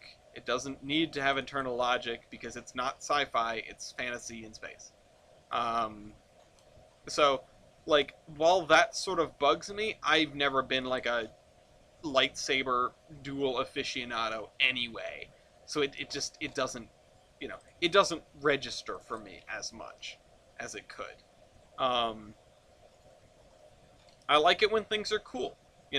Star Wars lives on the rule of cool, and because I don't invest in Star Wars that much, I can go into just about every, you know, I've gone into every Star Wars movie that I've ever seen, and I've come out going, yeah, okay, you know. I mean, Rogue One I really like. I think it's the best one. But every other one for me has just been like, yeah, okay, whatever. I'm here for it. Even the ones that people like, even the ones that people didn't like. Uh, I don't personally understand why people think that Empire Strikes Back is the best movie. But I get that people do, and I get that there are factors there that I don't understand that contribute to that decision. So I'm not going to say it's a stupid opinion, because I don't think it's a stupid opinion. I think it's a completely valid opinion, and a lot of people seem to hold it in fairly high regard, and I'm not going to argue with that. I have my favorite because it doesn't require, aside from the fact that it's just a good movie on its own, it's a good movie on its own. It doesn't require any of this connection to the rest of the Star Wars universe. They even set up how much of a weapon the Death Star is. Do you mean ESB? ERB? Empire Strikes Back. A Death Star. What would be the most terrifying thing to find at the edge of our solar system? a Death Star with a giant swastika on it. Um, Empire Reich's back. Uh, anyway, Iron Sky. Um, that's no moon. But yeah, I mean, it's weird that I feel like I can talk about Star Trek more than I can talk about Star Wars more than I can talk about Star Trek. When growing up, I cared a lot more about Star Trek. I'm I am much more of a Trekkie and will always be more of a Trekkie than I am a Star Wars nerd. Um, or Trekker, some people say that. Uh, bow silhouette, bow on silhouette as the Yamato and Musashi. That's no moon. That's Hitler too. Hitler's actually been cloning himself in fats. Um, Agent Hitler, FBI. Oh, my neck hurts. Sorry. Um, Hitler 2 Electric Boogaloo. He's Hitler, but he has Palpatine's lightning powers. Hail. Alright, we should probably stop doing this. It's gonna take a turn. But, yeah. I mean, I feel like it must just be because Star Wars is the substantially more impactful pop culture phenomenon than Star Trek is. If you like Star Wars, you're one of the gazillions of people who like Star Wars. If you like Star Trek, you're a nerd. Still. Hitler realized the only successful mass race is one of only him? Now that's a plot. They should have just had Palpatine do that. That'd be fun.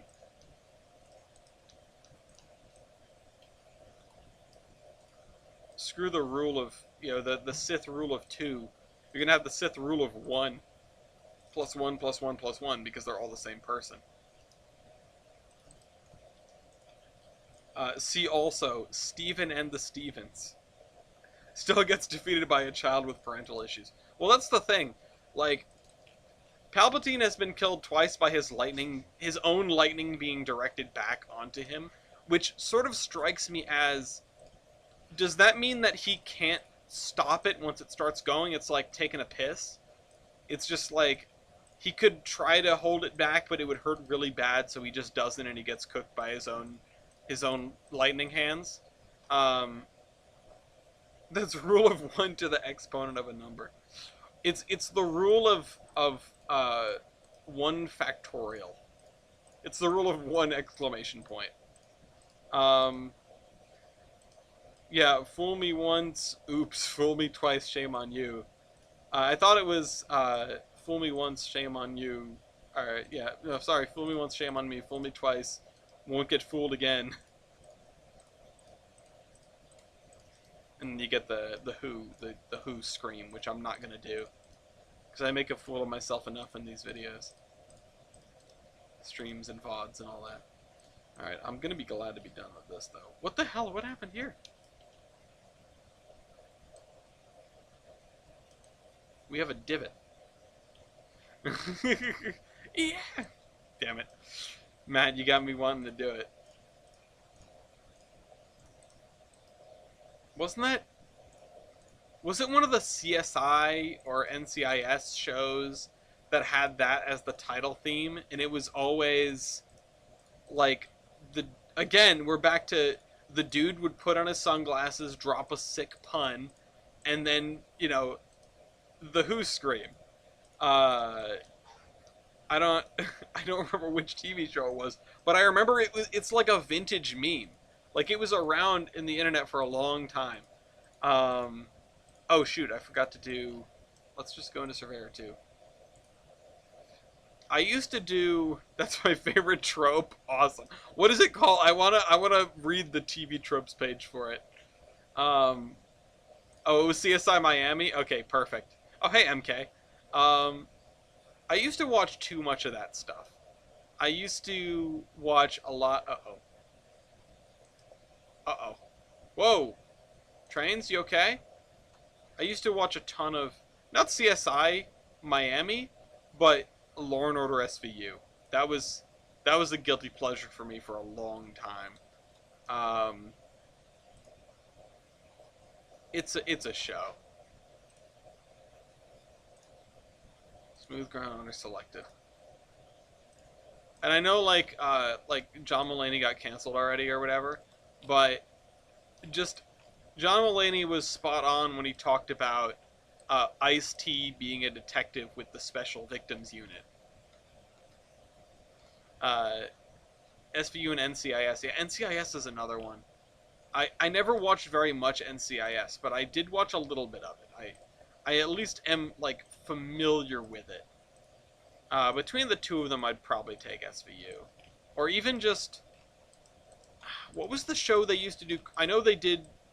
There were other Law and Order shows, but there was one like set in Chicago that they used to do crossovers with occasionally. It had Hank Voight. I can't remember what show that was, but I always kind of enjoyed those. Smooth. No, it wasn't Criminal Intent. No. Um, hold on. It was Chicago PD. Um, yeah, yeah. Chicago PD, and then he showed up in Chicago Fire. Um, no, Law and Order Criminal Intent. Law and Order Criminal Intent was another one in the same like universe, but it wasn't the one that I'm thinking. It wasn't the one I was thinking of.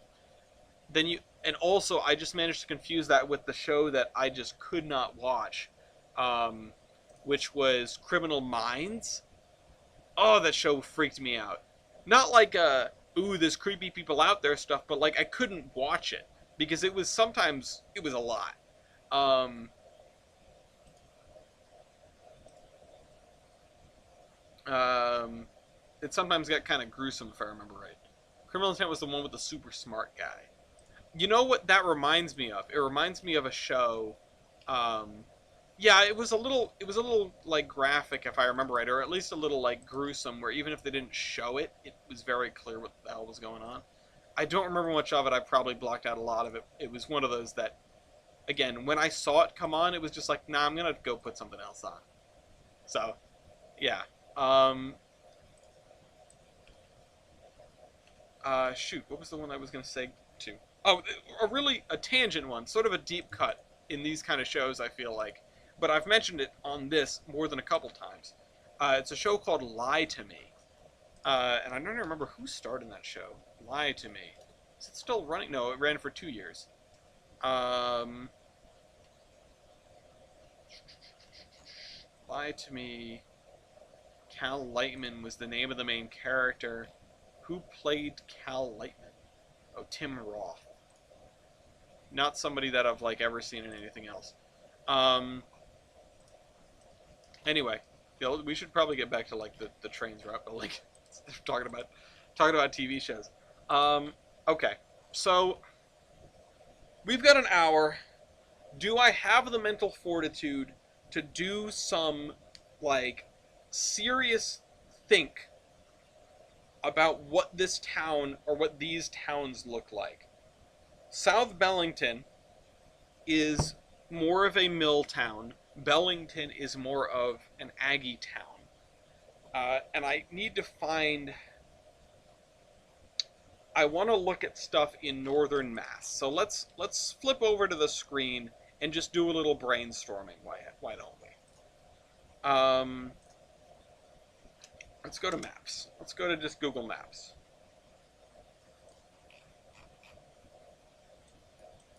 Because I want to look. What's that place with the? I think it was actually Saco, Maine.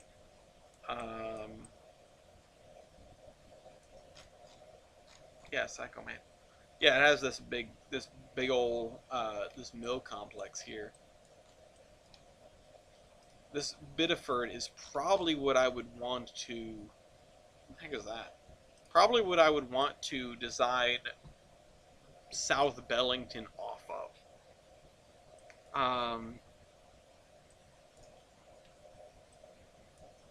So, and we actually have some farm stuff here. I wonder if there's an elevator anywhere around here. If that's I wonder if there, importantly, I wonder if there was a grain elevator somewhere around here, like in Sacco. There's the Sacco Museum. Maybe I should pay them a visit. Um, big yes. Okay, perfect. Thank you. Hold on. Big yes. TV tropes. We'll just we'll just hang on to that for later.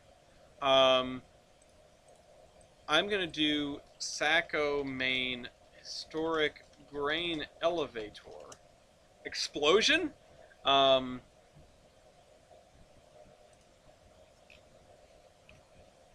this doesn't look like Maine. No, somehow I don't think that's Maine. Um, American Colossus. Oh, here's one in Portland, Maine. Wow, look at that. So we have had stuff like that. I mean, let's look for some marquee buildings. I already threw this one down. It's underground now. No! No! Where'd it go? I just hit F9. It should bring up the... Oh, wait, that's F10. F9. Oh, crap. How do I get that out? Come here. Oh! I don't know exactly how that happened, but... okay.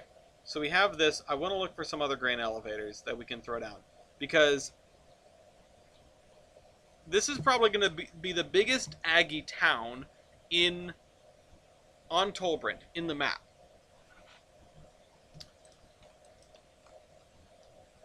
And so we probably need more than one grain elevator. In fact, we need a grain elevator for each of the major commodities that we are going to use or that we are using.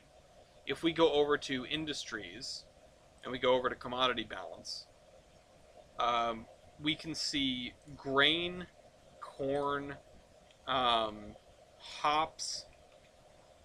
Is there anything else? Grain, corn, and hops, I think, are it, but we do probably need... Oh, there's barley. I was about to say we're going to need barley, too.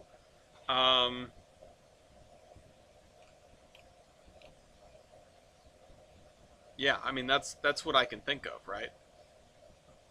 Let's go to ideas. Do I have a thing for Bellington? Oops. Oh, and we want a concrete plant in South Bellington. Okay. Those are all the Bellington things. Let me just... Bellington...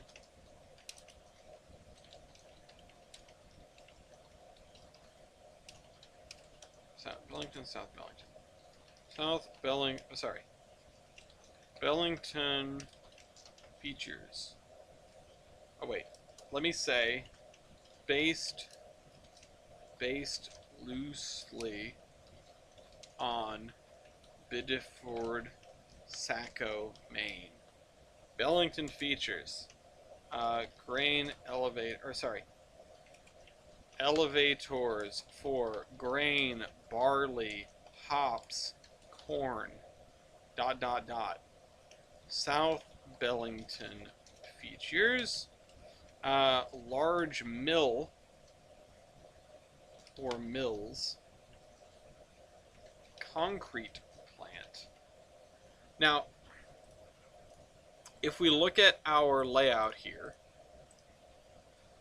4 elevators and an anhydrous distribution track. What is that? I've never heard of that before.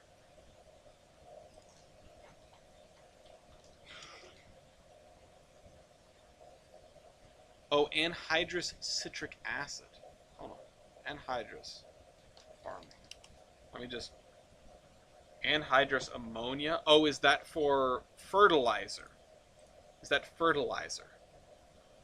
Because that would make sense. Would we have a fertilizer plant here in Bellington? That would be really interesting. Then we can have a massive effing explosion. Yes, okay. Maybe the fertilizer will be here in South Bellington and these will be here. shoot, that's a really good idea. Thank you for saying that. Let me just copy this over so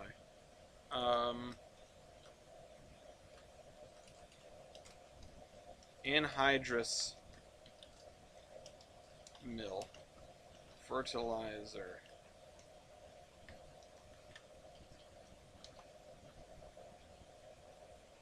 What does anhydrous actually mean?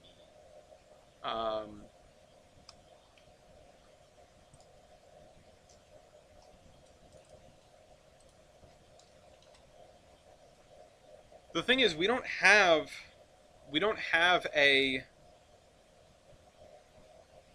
place for that to come out. So maybe we would just have stuff coming in.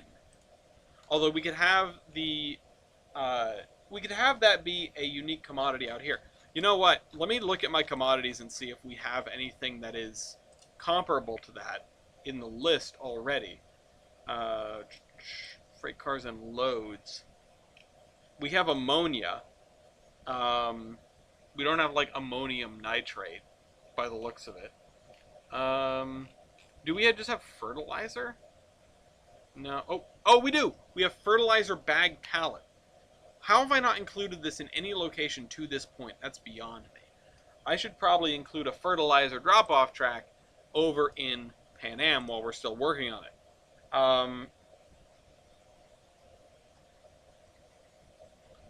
The chemicals in powder form. Dubai. I think you're thinking of. I think you're not. You're. I don't think Dubai is the answer you're looking for. You're probably thinking of Beirut.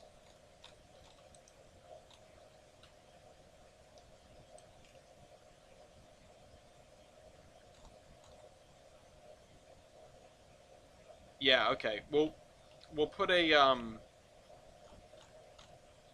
Is this just general? That's general goods. What does fertilizer bag on pallet go into?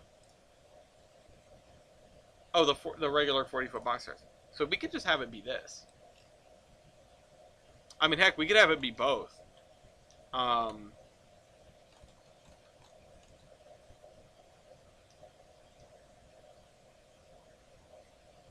Yeah, we could totally have it be both.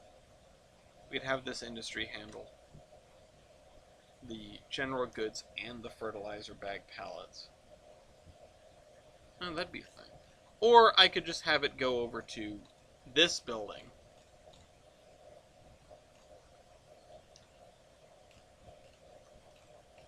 Which is a thought that crossed my mind. If I slide the building back, or I add... Let me make sure I can see the stream chat.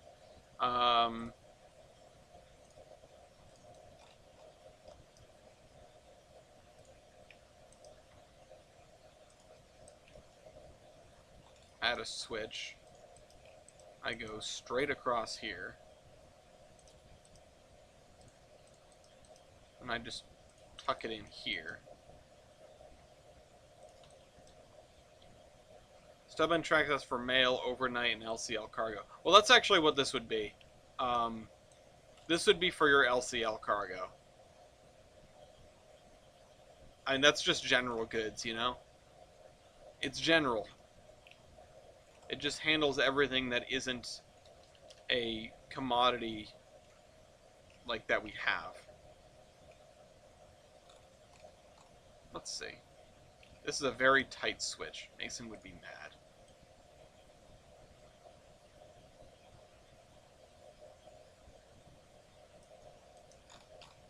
Well, that doesn't look right.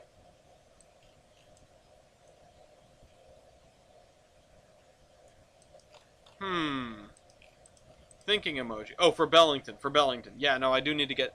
We will definitely have a location or several for general goods in Bellington. Don't worry. That's one of the first things that, you know, or it's one of the things that is pretty much always on my mind in terms of figuring that out. In terms of doing that. In terms of potential commodities, I should say.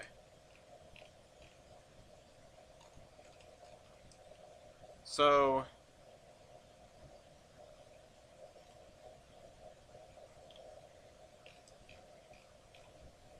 Yeah, it's the cut bank of the route. That's very fair.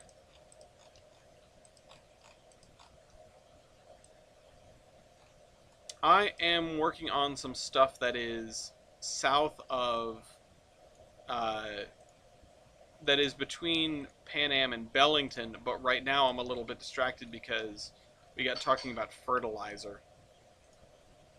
And I realized I don't have a place to drop off fertilizer. So I'm trying to put that into Pan Am, because this is like the closest thing to an Aggie town that we have so far.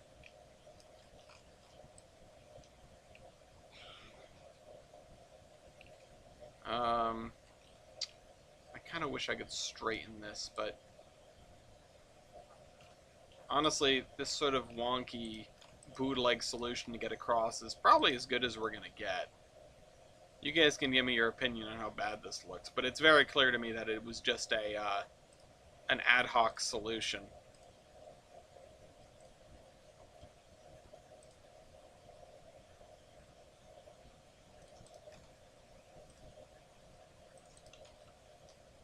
Now let's bring this guy down into the ground. Let's see.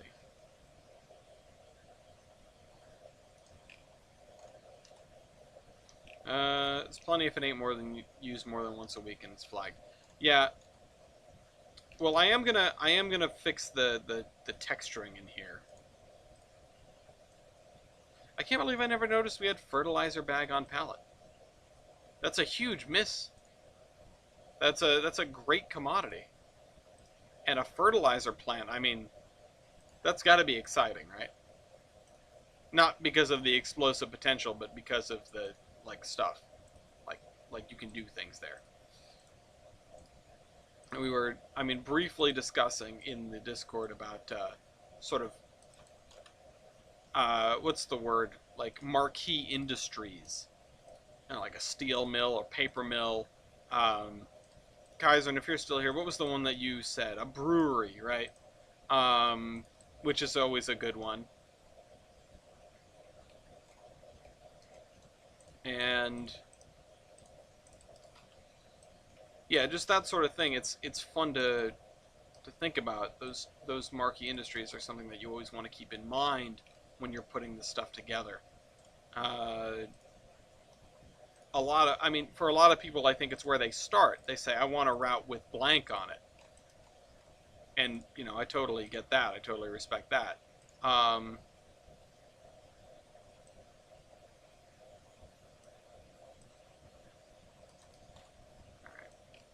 just don't stick a shell on the other end of a bag of fertilizer in a confined steel tube. No. Um,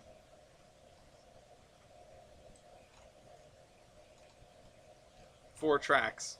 You know, and then some.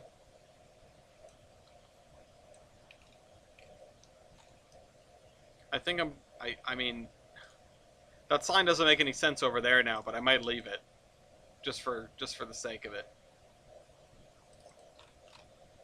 Um, yeah, brewery layout's cool. Brewery layout is very cool. Let's put this here. Um, no, you know what? I'm gonna not put this here because I feel like the semis going in and out of here would just end up nailing the sign. Also, hi Vicky. Um, can I squeeze in a platform on the side here? Platform. Railsur Brewery in Utica. Oh, interesting. I mean, we have one on the PN. Um, we have Pine Top, which is on the branch line, uh, which is a neat one to do. It's one of those that I feel like nobody ever serves that industry because it's on the other side when you're staring at the paper mill that's behind you.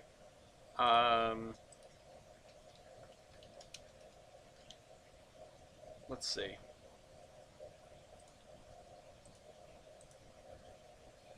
They street run up to it. The track curls through the inside for a loading dock and then to the back. Wow. Yeah, I'm probably gonna have to do a brewery at some point. I'll probably do one near Gilson City.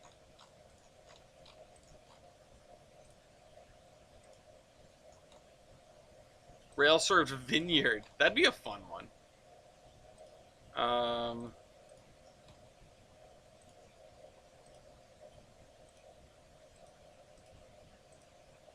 could I have this abandoned depot with platform? Centerfield platform. I already looked at that. Come on, let's find a platform that works. Industrial platform. Not that. No, that's like a 2-foot gauge vineyard railroad would be amazing. Um, concrete platform lamps. Platform seat. Loading platform. Loading platform. Um, people platform. No. PR elevated platform. Look at this. Look at this. Is this something we have on Geiger? Because we could use the hell out of this. That's a great idea. I think I made that myself in Olive. Um, Rockport Freight Depot is kind of cute. Shoot. Come on, let's find something good. Come on, I know we can. T-side platform freight. Yeah, this works. This always works. Are these two pieces? No, they're one piece. Oh, man. The one piece is real. Let's just...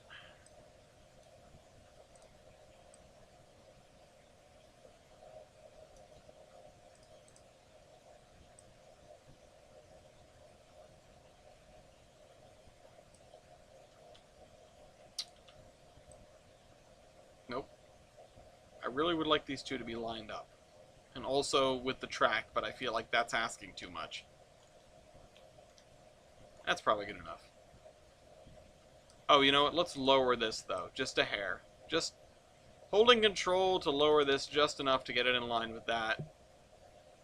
And then we need the good old BNSF 50 track. Visible track BNSF 50.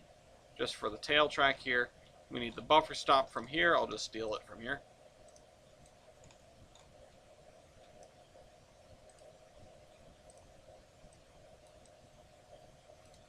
Okay. And yeah, it's as good as it's going to get. We also need, perchance, a multiple industry. Multiple industry new. And that is a little too long. Just let them roll off. So let's just grab the one from here then. Is this one of the 10-meter ones? No, it's the 20-meter ones. Perfect. That works. I don't know how many carloads we want to have here. Probably one or two.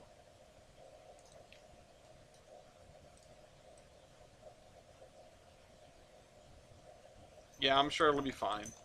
Hard cut to massive explosion. Let's rotate this slightly. Man, I wish it was Friday. I'm so ready for the weekend. Always doing this on Thursday, and it's just like, but it's Thursday. Can never get the hang of Thursdays. See you, Vicky.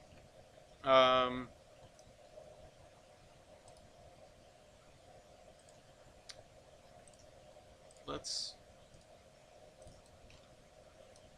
do what we need to do on this end. There.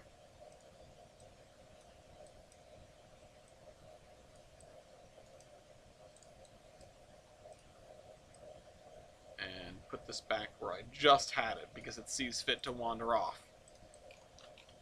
Okay. Now we have this. This is the bomb house. It's for bombs.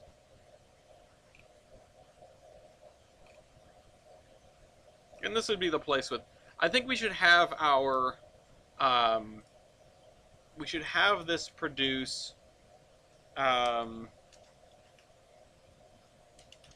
produces fertilizer bag on pallet and general goods. Should probably do both.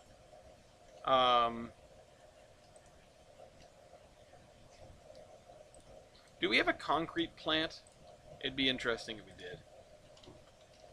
I also have no experience with concrete plants, so I don't know what they should look like when they're fully built.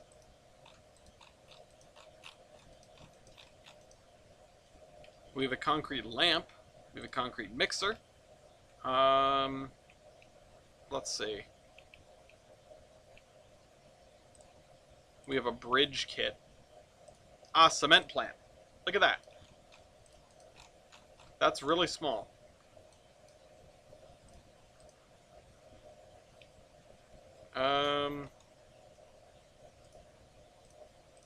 These are just a bunch of big tubes. We have some bags of concrete. Concrete intersection, that is a Yarnish road piece. Okay. How about cement?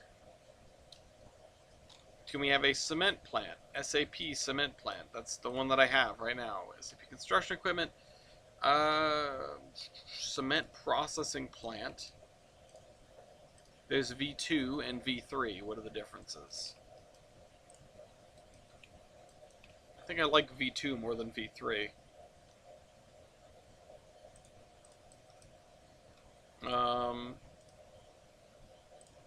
And we also have this, whatever the heck this is. Hold on. Everywhere I go, I'm reminded of her. Anyway. Cemento. Street V1 front, no pavement. Look at this. Let's do another Truman Show.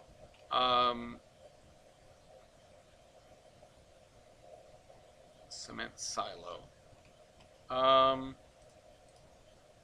Oh, look, we have other bits.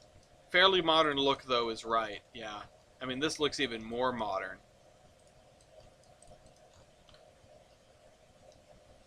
But sometimes you just gotta deal with that. This looks older because it's Russian. That's a tunnel entrance.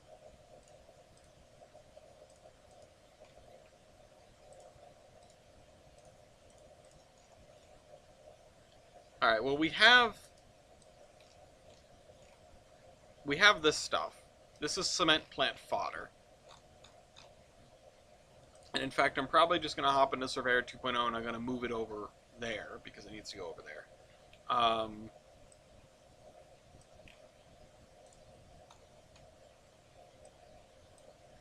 Let's move it over to South Ballington where it belongs.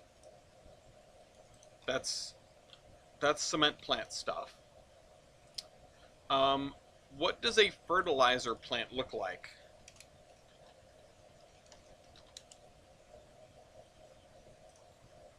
No, not that kind of... Okay, it just looks like a chemical works. It just straight up looks like a chemical works. I mean...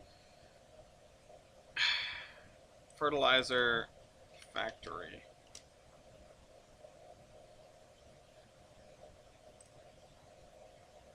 Yeah, it looks like a chemical works. This isn't the kind of milling that I want to do here, so I might have this done somewhere else.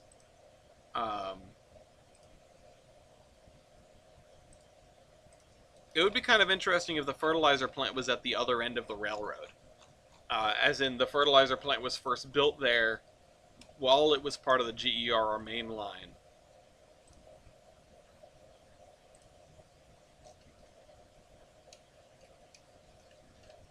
Maybe place elsewhere. It's just not the vibe that I'm looking for.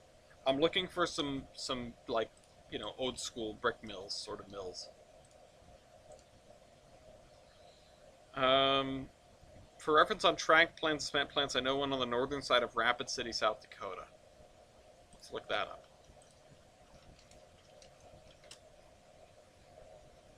I also know of one, but it's a very, very simple and small one. North side of Rapid City. I feel like it'd be hard to miss. Just assuming that it's fairly large. When you say the north side, I assume the north side of the highway. But that looks like railroad grade.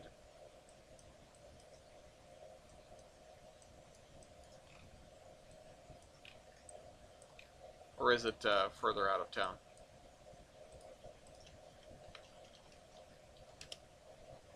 Just Google cement plant.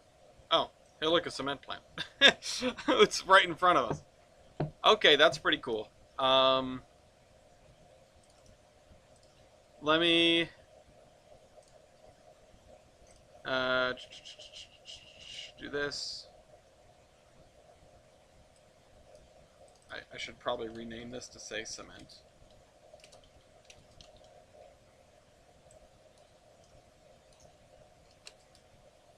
Cement plant. Again, it's still not exactly the vibe that I'm looking for, and I wonder if I could end up putting it somewhere else. But for now, we have all this stuff for the cement plant. For a future proposed cement plant. But we need some other industries that we're going to put here. Now, this area is not forest heavy. All the wood would have been on the other side of the... Well, it would have been further down the line. Whatever the town is before the tunnel is probably going to have some sort of lumbering involved. But South Bellington has this milling history, and I'm wondering what kind of mills we're talking about here. Now, there was a relatively famous one in Turner's Falls that was the John Russell Cutlery Company, and we could have a cutlery company here that takes in, I don't know, metal billets or something like that. But we have a lot of that stuff already. So if anyone has sort of out-of-the-box ideas, a machine shop, distribution warehouse, feed mill, feed mill is probably a good one.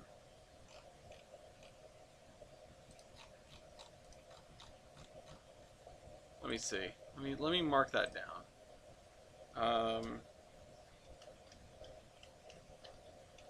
Feed mill. Feed mill is a good thought. Yeah. Machine shop. Machine shop making what though? What did you say? Shovel factories? Oh, shoe factories. Oh, shoe factories. Yeah, because you would need leather for that. Yeah, okay. Maybe a shoe factory. That'd be a good one. Because textiles are an easy one, but shoes are something different.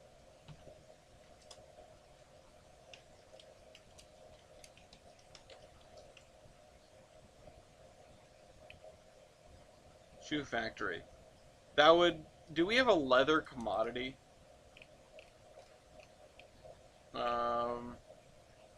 We don't. Do we just have livestock? I got cows, I got pigs, I got sheep, I got mules. Maybe it's just filed under cattle. Yes. Okay. We have cattle. We would also have then a meat packing plant here, which would make sense. So, shoe factory, meat packing plant. Remember, we're sort of in the middle of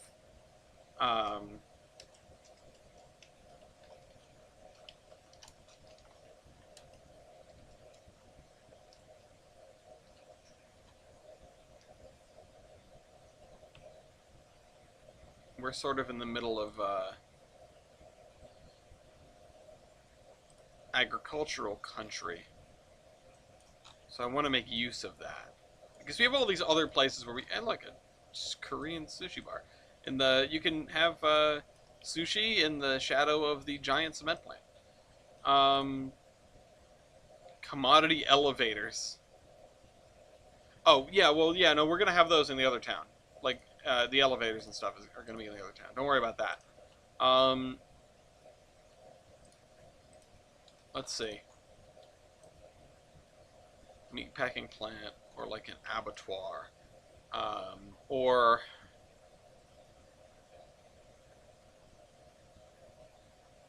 I'm trying to think of... Because around here was all textiles. But I think this is a decent amount for this. Having some kind of cement plant, having uh, a shoe factory, a boot factory, or what have you, and a uh, some sort of textile operation, as well as a meat packing plant. Because you take the cow and then you separate it and you make some into shoes and some into burgers. Oh, you know what? Let's also do bread factory slash other baked goods. So we have some sort of other packaged food. And build tanks. We haven't abandoned a military factory already. Truck bogie side frames. Ice house, we've got one of those, although it's summertime, so it wouldn't really have a use. We would want an ice house for putting ice in the cars. Yes. Not to make ice, but to use the ice.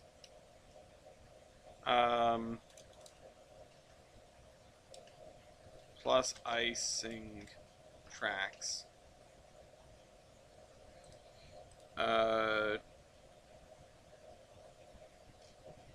Yeah, that's a good one. Furniture factory, and yeah, no, I don't know if there's a general textiles commodity, not one that we can put into cars anyway. Um, it would probably just turn into general goods.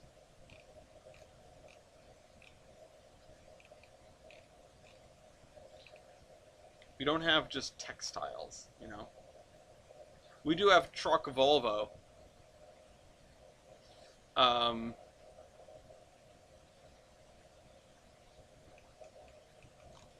we have. Let's see. We don't have like wool. Do we have? We don't have like cotton or anything. This is the problem. I wanted to make a textile factory in Mason Valley, and we just don't have the commodity for it. And we do have commodities, but we don't have cars that fit those commodities. What about spurs that used to be an old main line and now stores hoppers? That would actually be at the other end of the branch line. There's literally an old main line there. Although we could have some area that is just car storage, which would be kind of interesting. Oh yeah, this one. Oh, it's the Sussy. Yeah. Um, let's see. Do we have industry ideas? Factory munitions. We've talked about having a munitions factory. Um,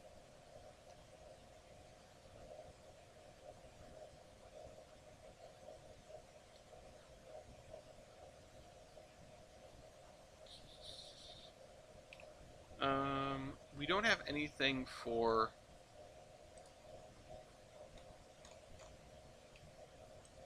Hold on. Let me just make this heading one. We don't have anything for the Mansfield Branch Railroad, formerly GMRR, or sorry, not GMRR, formerly GERR Mainline, J and G. Car storage at far end.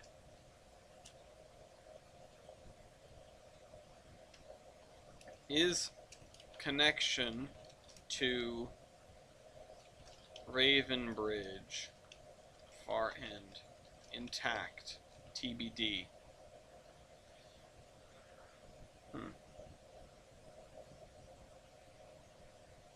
And then fertilizer plant at or near far end. Let's actually look up pictures, maps,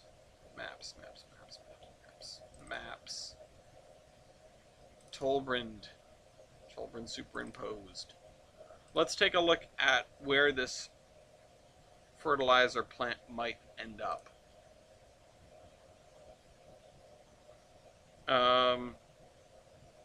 Copper storage. grades reach 6%. Yeah, we're not going to have that. It's going to be pretty flat. Although this is going to be a little bit mountainous. But yeah, we would probably have the fertilizer plant either in one of these three locations, either in Randall, Douglas, or Mansfield. Kind of want to put it in Randall because of the potential for explosion and that town's namesake. But I could always swap the two names. I could swap Douglas and Randall. Actually, I might do that. Well, I might move Douglas to the end of the line here, as it was in the real one. Hold on.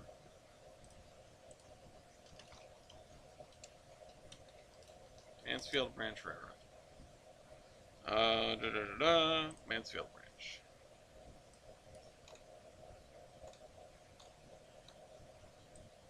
That's Douglas. And then it goes up to Mansfield. Yeah, so it would hit Douglas and then Mansfield. What other were there any other locations along this branch line? There was Waterville.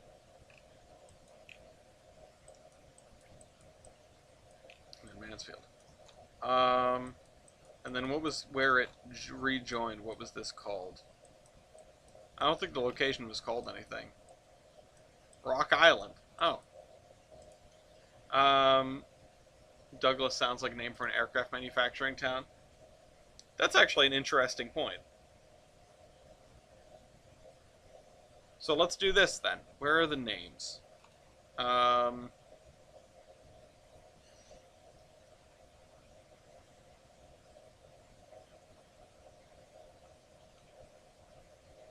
McDonald, Douglas, yeah.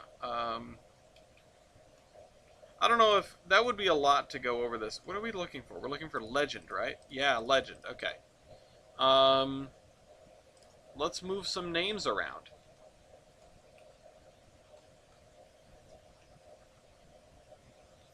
This one is going to become unnamed. We want Douglas and Mansfield to be along the actual stretch.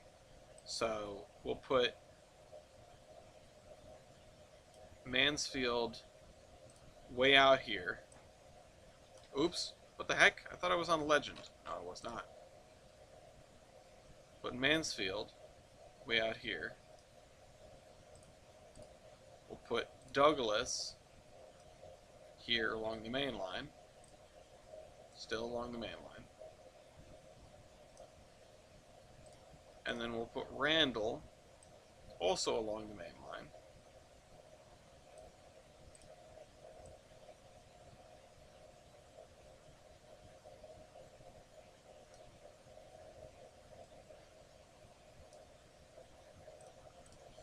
And Randall will be where the explosives factory is.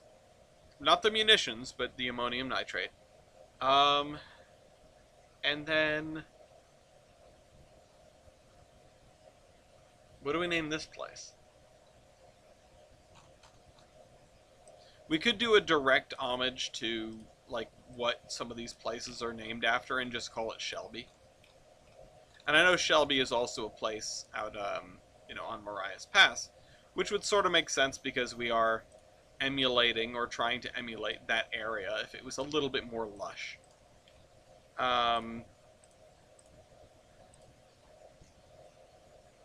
The end town could be named for a creek. Yeah, no, I think we're gonna do this. Mansfield, Douglas, Randall.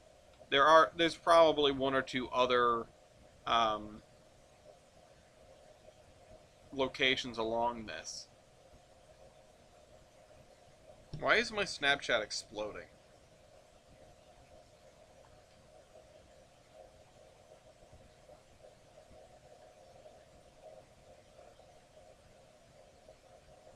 Ice is trying to beat Train Town.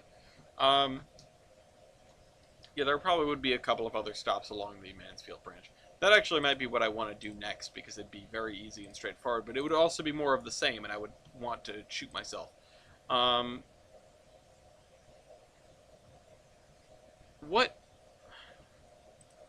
do you need to make fertilizer?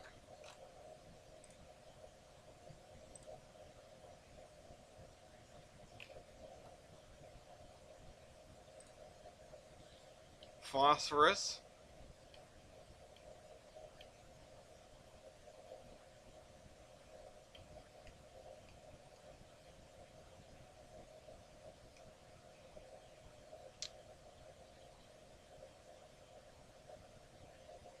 Okay, well, it depends on what we're making here. We could make potassium nitrate.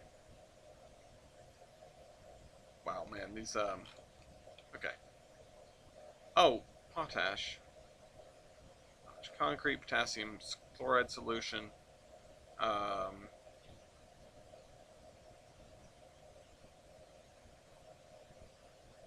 so it either starts with air and natural gas, which would be an interesting one.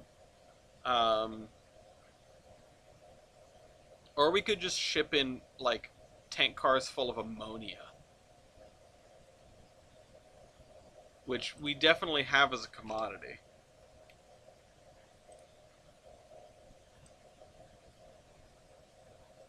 In the tanker 40-foot SD Warren. Yeah, that would work. We could ship in ammonia. And ship out, well, thing. We could also call this either Shelby Junction, Shelbyville, which would sort of be a Simpsons reference, which would be neat.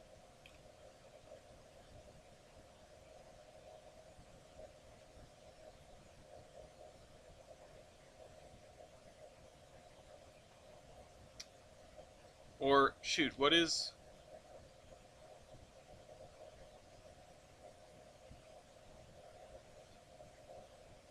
Shelby's dog is named Dudley, and I've also worked on Dudley Square in Boston. Shelby G2500ville, yeah. Just call the town Cobra. Name this town Shelby and this town Cobra. Well,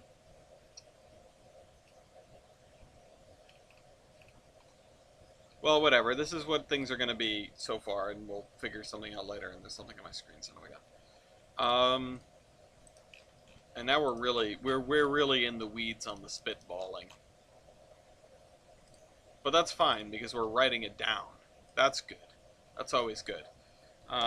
Fertilizer plant in Randall.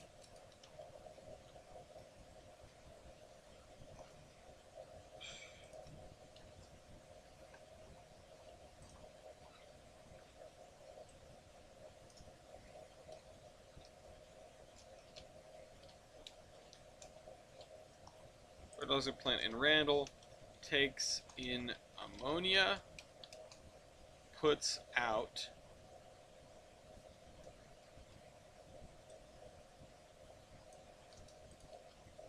fertilizer bag on pallet in general goods.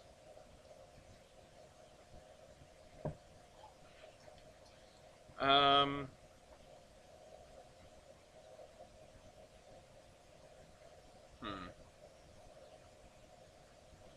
I wanted to start drawing lines on the map, but I feel like that's gonna have to wait till next time now. U.S. Army Air Station Cobra. We talked about that. You know what? I should write that down. A Naval Air Station. I put new Air Force Base. Army Air Station Cobra. At Lafayette.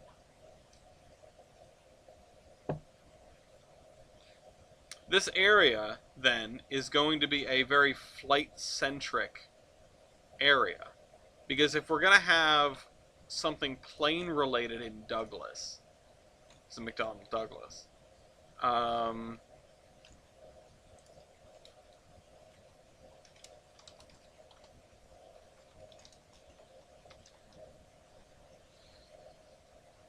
that means we could have U.S. Army Air Station Cobra somewhere in this wide open flat expanse, which ultimately would make a lot of sense.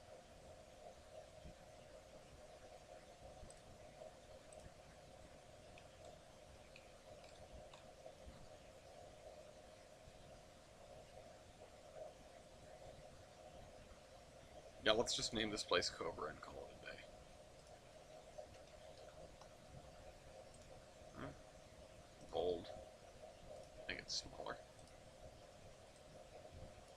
little bigger than that. I think it's supposed to be aerial. There it is. There we go. We've named a town.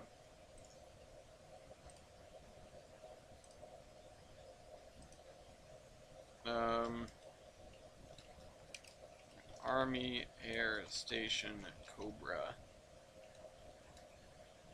Flight Test Training Facility. Because there's nothing to hit out here. It's just flat. And we would have like a ultimate priority train from something being built in Douglas to something being built in Cobra.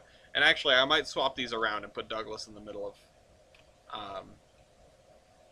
Douglas, not at the end.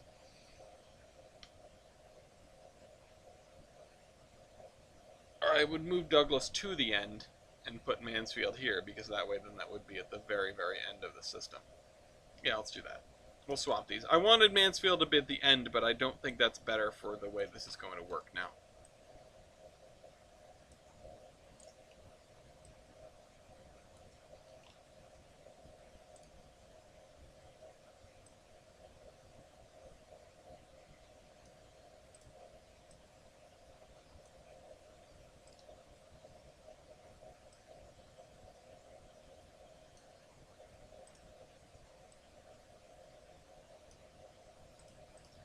There we go. The Mansfield branch. It's coming to life.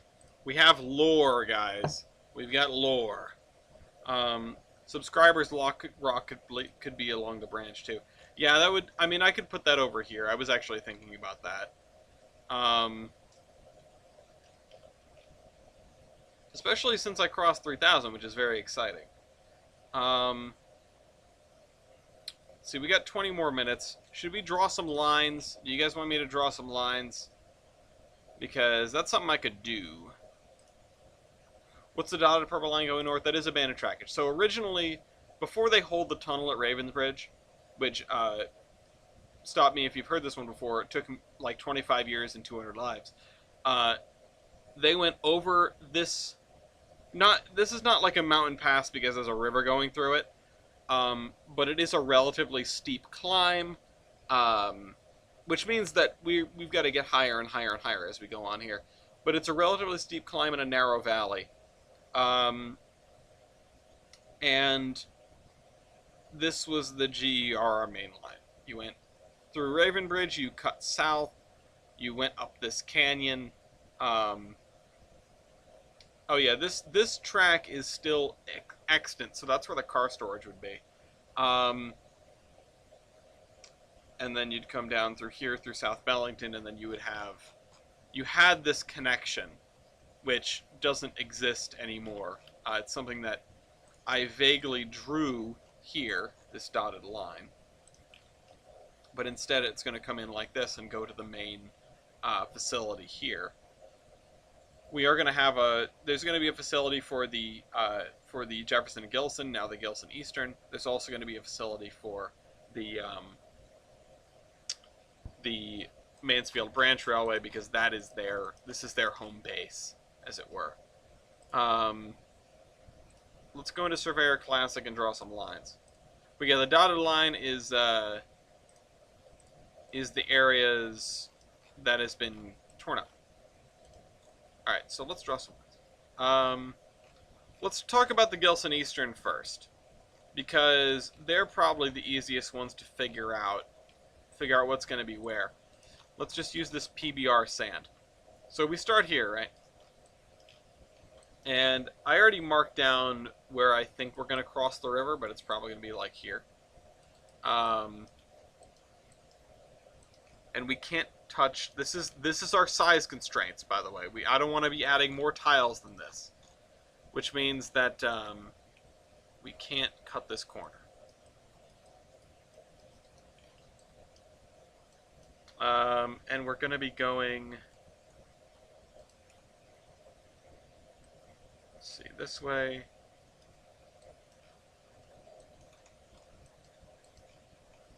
And I think map says we need to actually keep going this A. So we're gonna go down like this, and then probably go like this, level out a little bit, and then maybe we have just like a sharp turn as we're heading out, because that's something that happens with railroads sometimes. Yeah, and we want to go that way. We want to go sort of back towards the shore, but the shore is going away from us. Um, I'm not sure about this kink that we've got going on, but whatever. It is what it is. The other thing is, this is the other thing this junction is that I'm forgetting here is the junction with the attempted mountain division. And that's going to come off here relatively early, which is why it would be over here. But this kink wouldn't be here because they wanted to put the mountain division off of it. This kink has to be here for another reason. I don't know what that reason would be. And it doesn't really make sense to me that we would have it here anyway. So maybe I just forget this for now.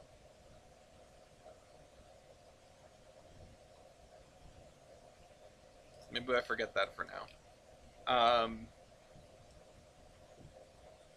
And we put in a much more modern... Oop, I'm getting a phone call. Can't answer that right now. I'm gonna have to. That was my mom. I'm gonna have to call her back.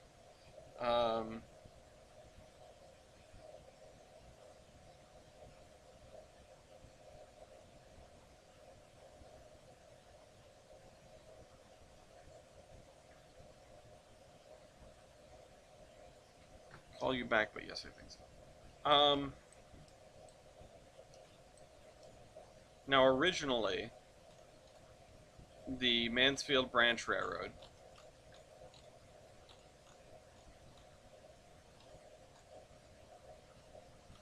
would have come down. I'm trying to find something purplish. Weirdly enough, the ground isn't purple very often in real life. We're not going to find purple.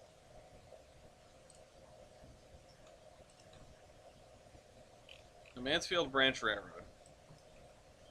Now, notice that the Mansfield Branch Railroad is supposed to follow this river. It's also supposed to be on the other side of the river, but we're going to ignore that for now.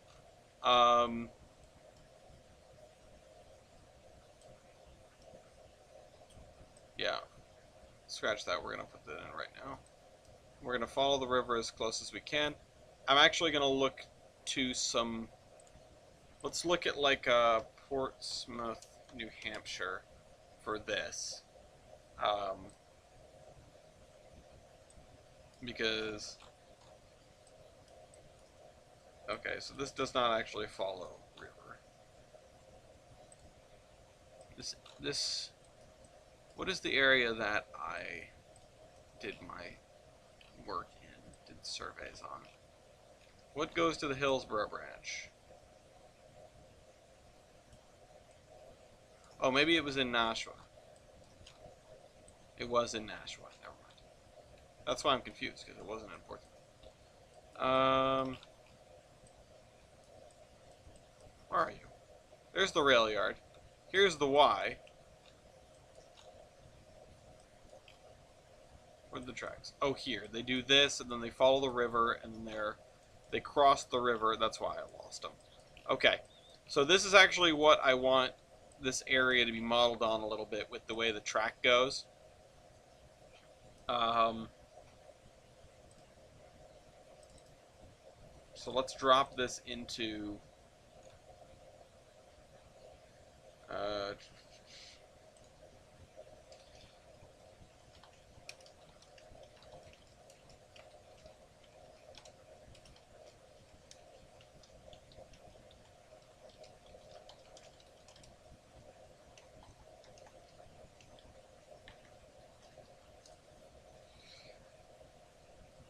Okay. USS Albacore, the one that's sanctioned on our namesake.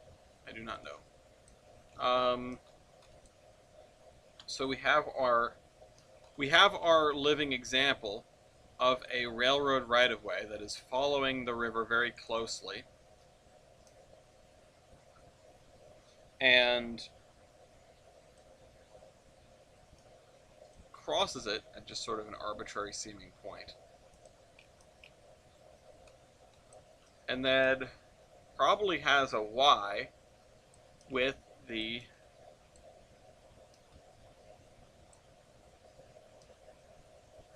other thing, which would have pulled off somewhere over here and bulldozed its way through town.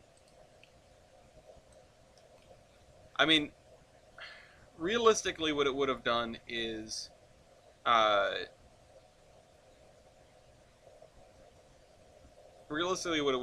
gone around the outside.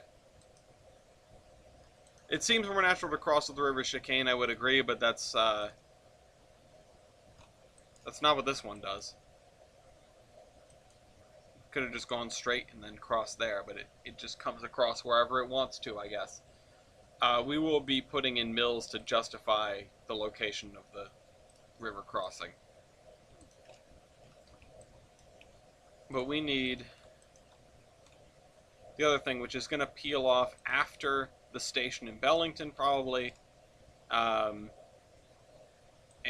it is going to be hilariously overbuilt because of the amount of money they spent on it.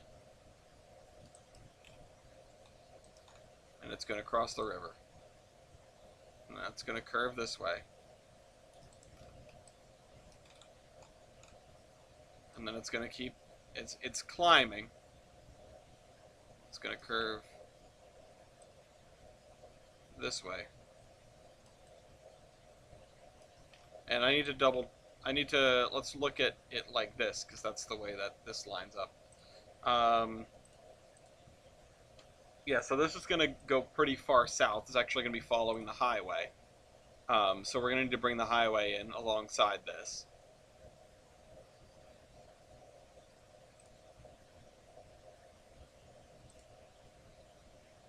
And yeah, so it's a little far to the east, but that's okay. We are also, what we want to do is we want to make sure that this has a Y with that.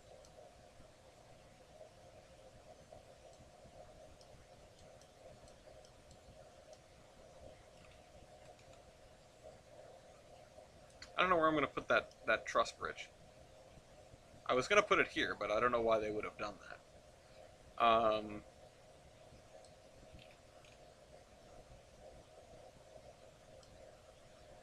And yeah, we need to see what direction this is supposed to be pointing. Again, it probably needs to curve off, like, and do this.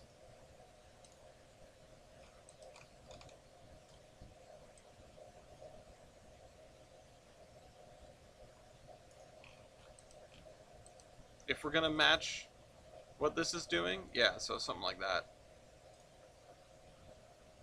As long as it matches on the ends, it's okay.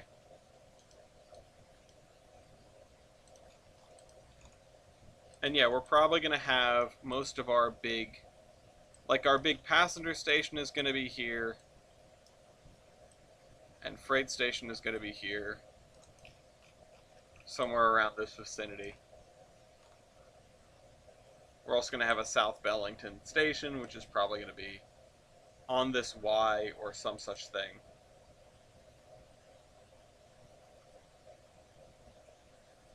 Or we could just put it here and say F you to this railroad, which is going to have to pull out and pull in to get their passenger trains in.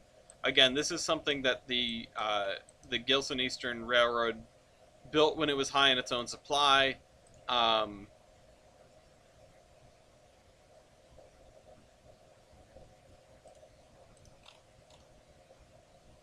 Yeah, I'll probably put the station in the middle to just screw over this. It'll be like old Saybrook. Yeah, let's do that.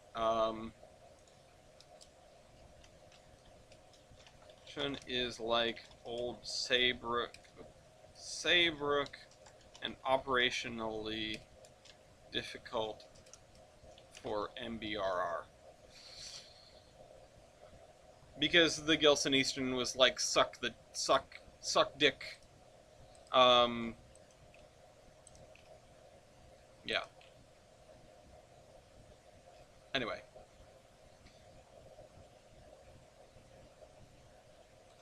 I might save that bridge, the two tracks of the Stone Bridge, Underslung Truss Stone Bridge. I might save that for Raven's Bridge. It would look really good there, right before the tunnel.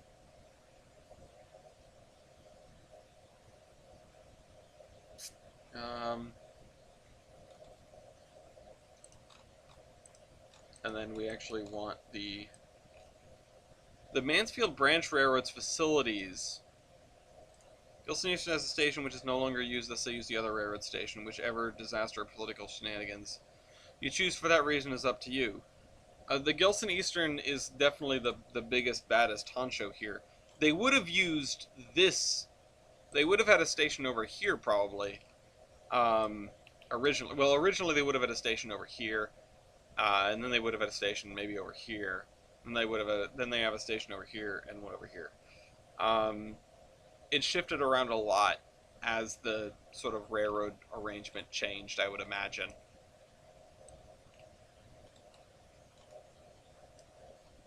Yeah, actually, we should have our passenger station here.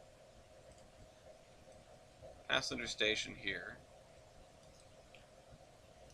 I'm just going to draw a little P. That looks like a blob. That doesn't look like a P at all.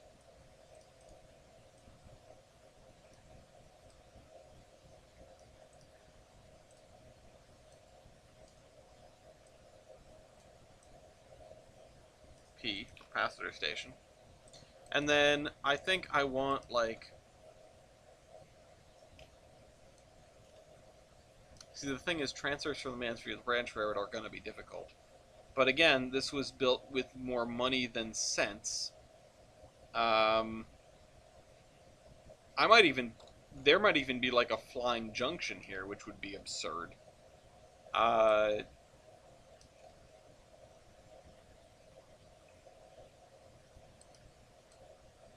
Because I want to put the yard... I want to put the yard, like, here. The freight yard. But the issue is, we're definitely going to have stuff coming in off of the off of the mountain division here. So how does that stuff get into the freight yard? Maybe it just comes over and cuts. I mean, it doesn't need to be that operationally difficult.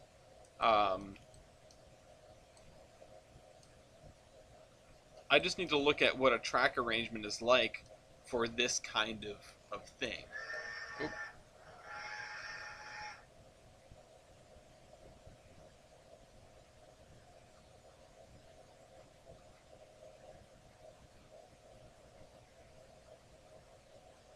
Alright, I'm gonna have to tunnel with a flying junction underneath. Now, we'd probably just have one track come up and fly over the others. But it really depends because... I know I want to put, a passenger terminal here with a layover facility and everything like that. Again, I want this. This is going to be a bigger and more important division point than Olive even. So we're probably going to have a larger roundhouse and we're going to have some other stuff. But yeah, I'm going to look at Nashua, New Hampshire a little bit more.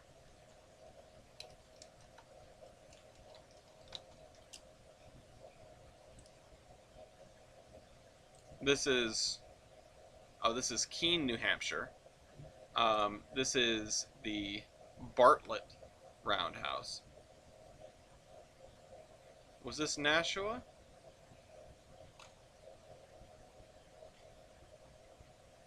Roundhouse only. Now, if I remember right, the Nashua Roundhouse, or the piece that's left of it, is actually very subtle. Not menu.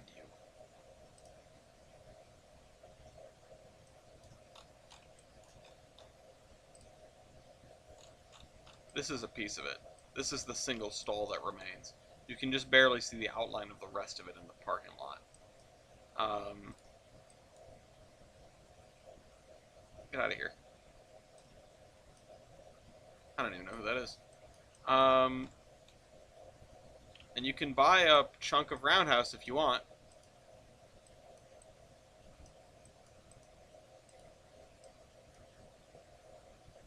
Anyway, that's Nashua, New Hampshire, in a nutshell.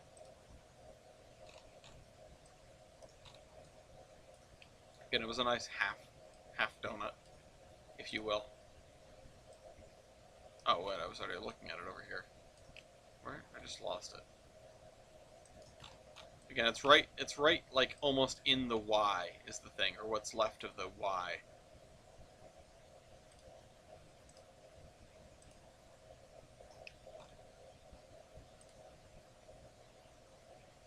That's the Walpole Roundhouse. List of roundhouses, huh? Railroad Square and City Station.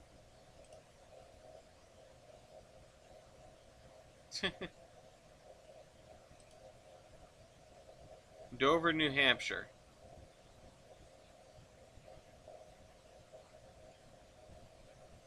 Okay, so the one in Dover. This is the North Conway one. Been there. Is this Nashua? Because I could imagine this being Nashua. That's Portsmouth, damn.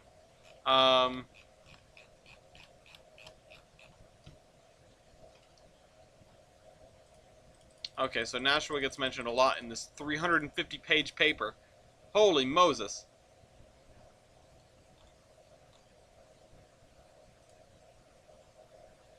That's something. No, I guess I'm not going to find anything. If anyone knows any historic photos of Nashua, maybe there's some photos of B&M engines that would be sitting there. But I'm just curious as to how this area looked, because I want to know how big of a roundhouse I need to find to put down over here. It would not be a very modern one, is the thing.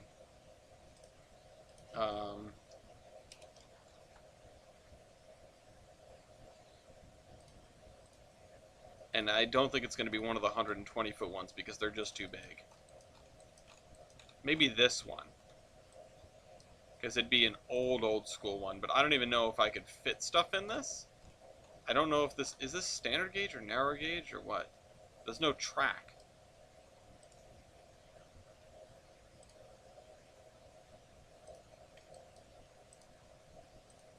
Oh, it's stuck in the ground. Hold on. Can I... Ah! Okay, well at least it's... No, wait. It is standard gauge. Okay. The doors look like they should open. But, maybe they don't.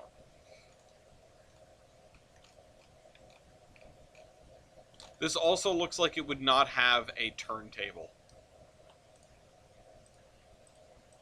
which is an interesting thing to consider. It would be an old one.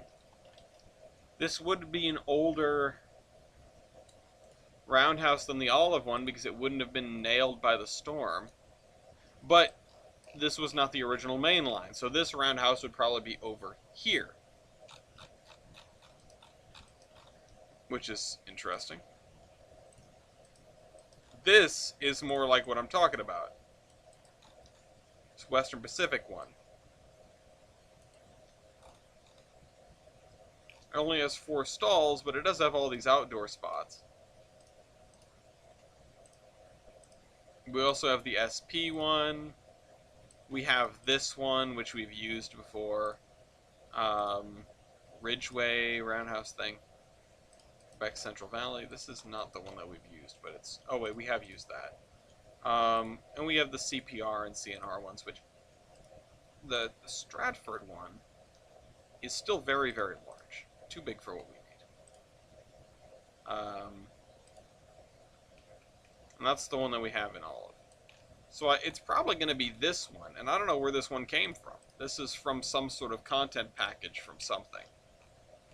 So it's probably going to be this one. Anyway, I got to wrap up. I'll see you guys next week, says the Admiral. Let me just make sure nobody said anything important that I don't want to miss. In the Y, that's always cool.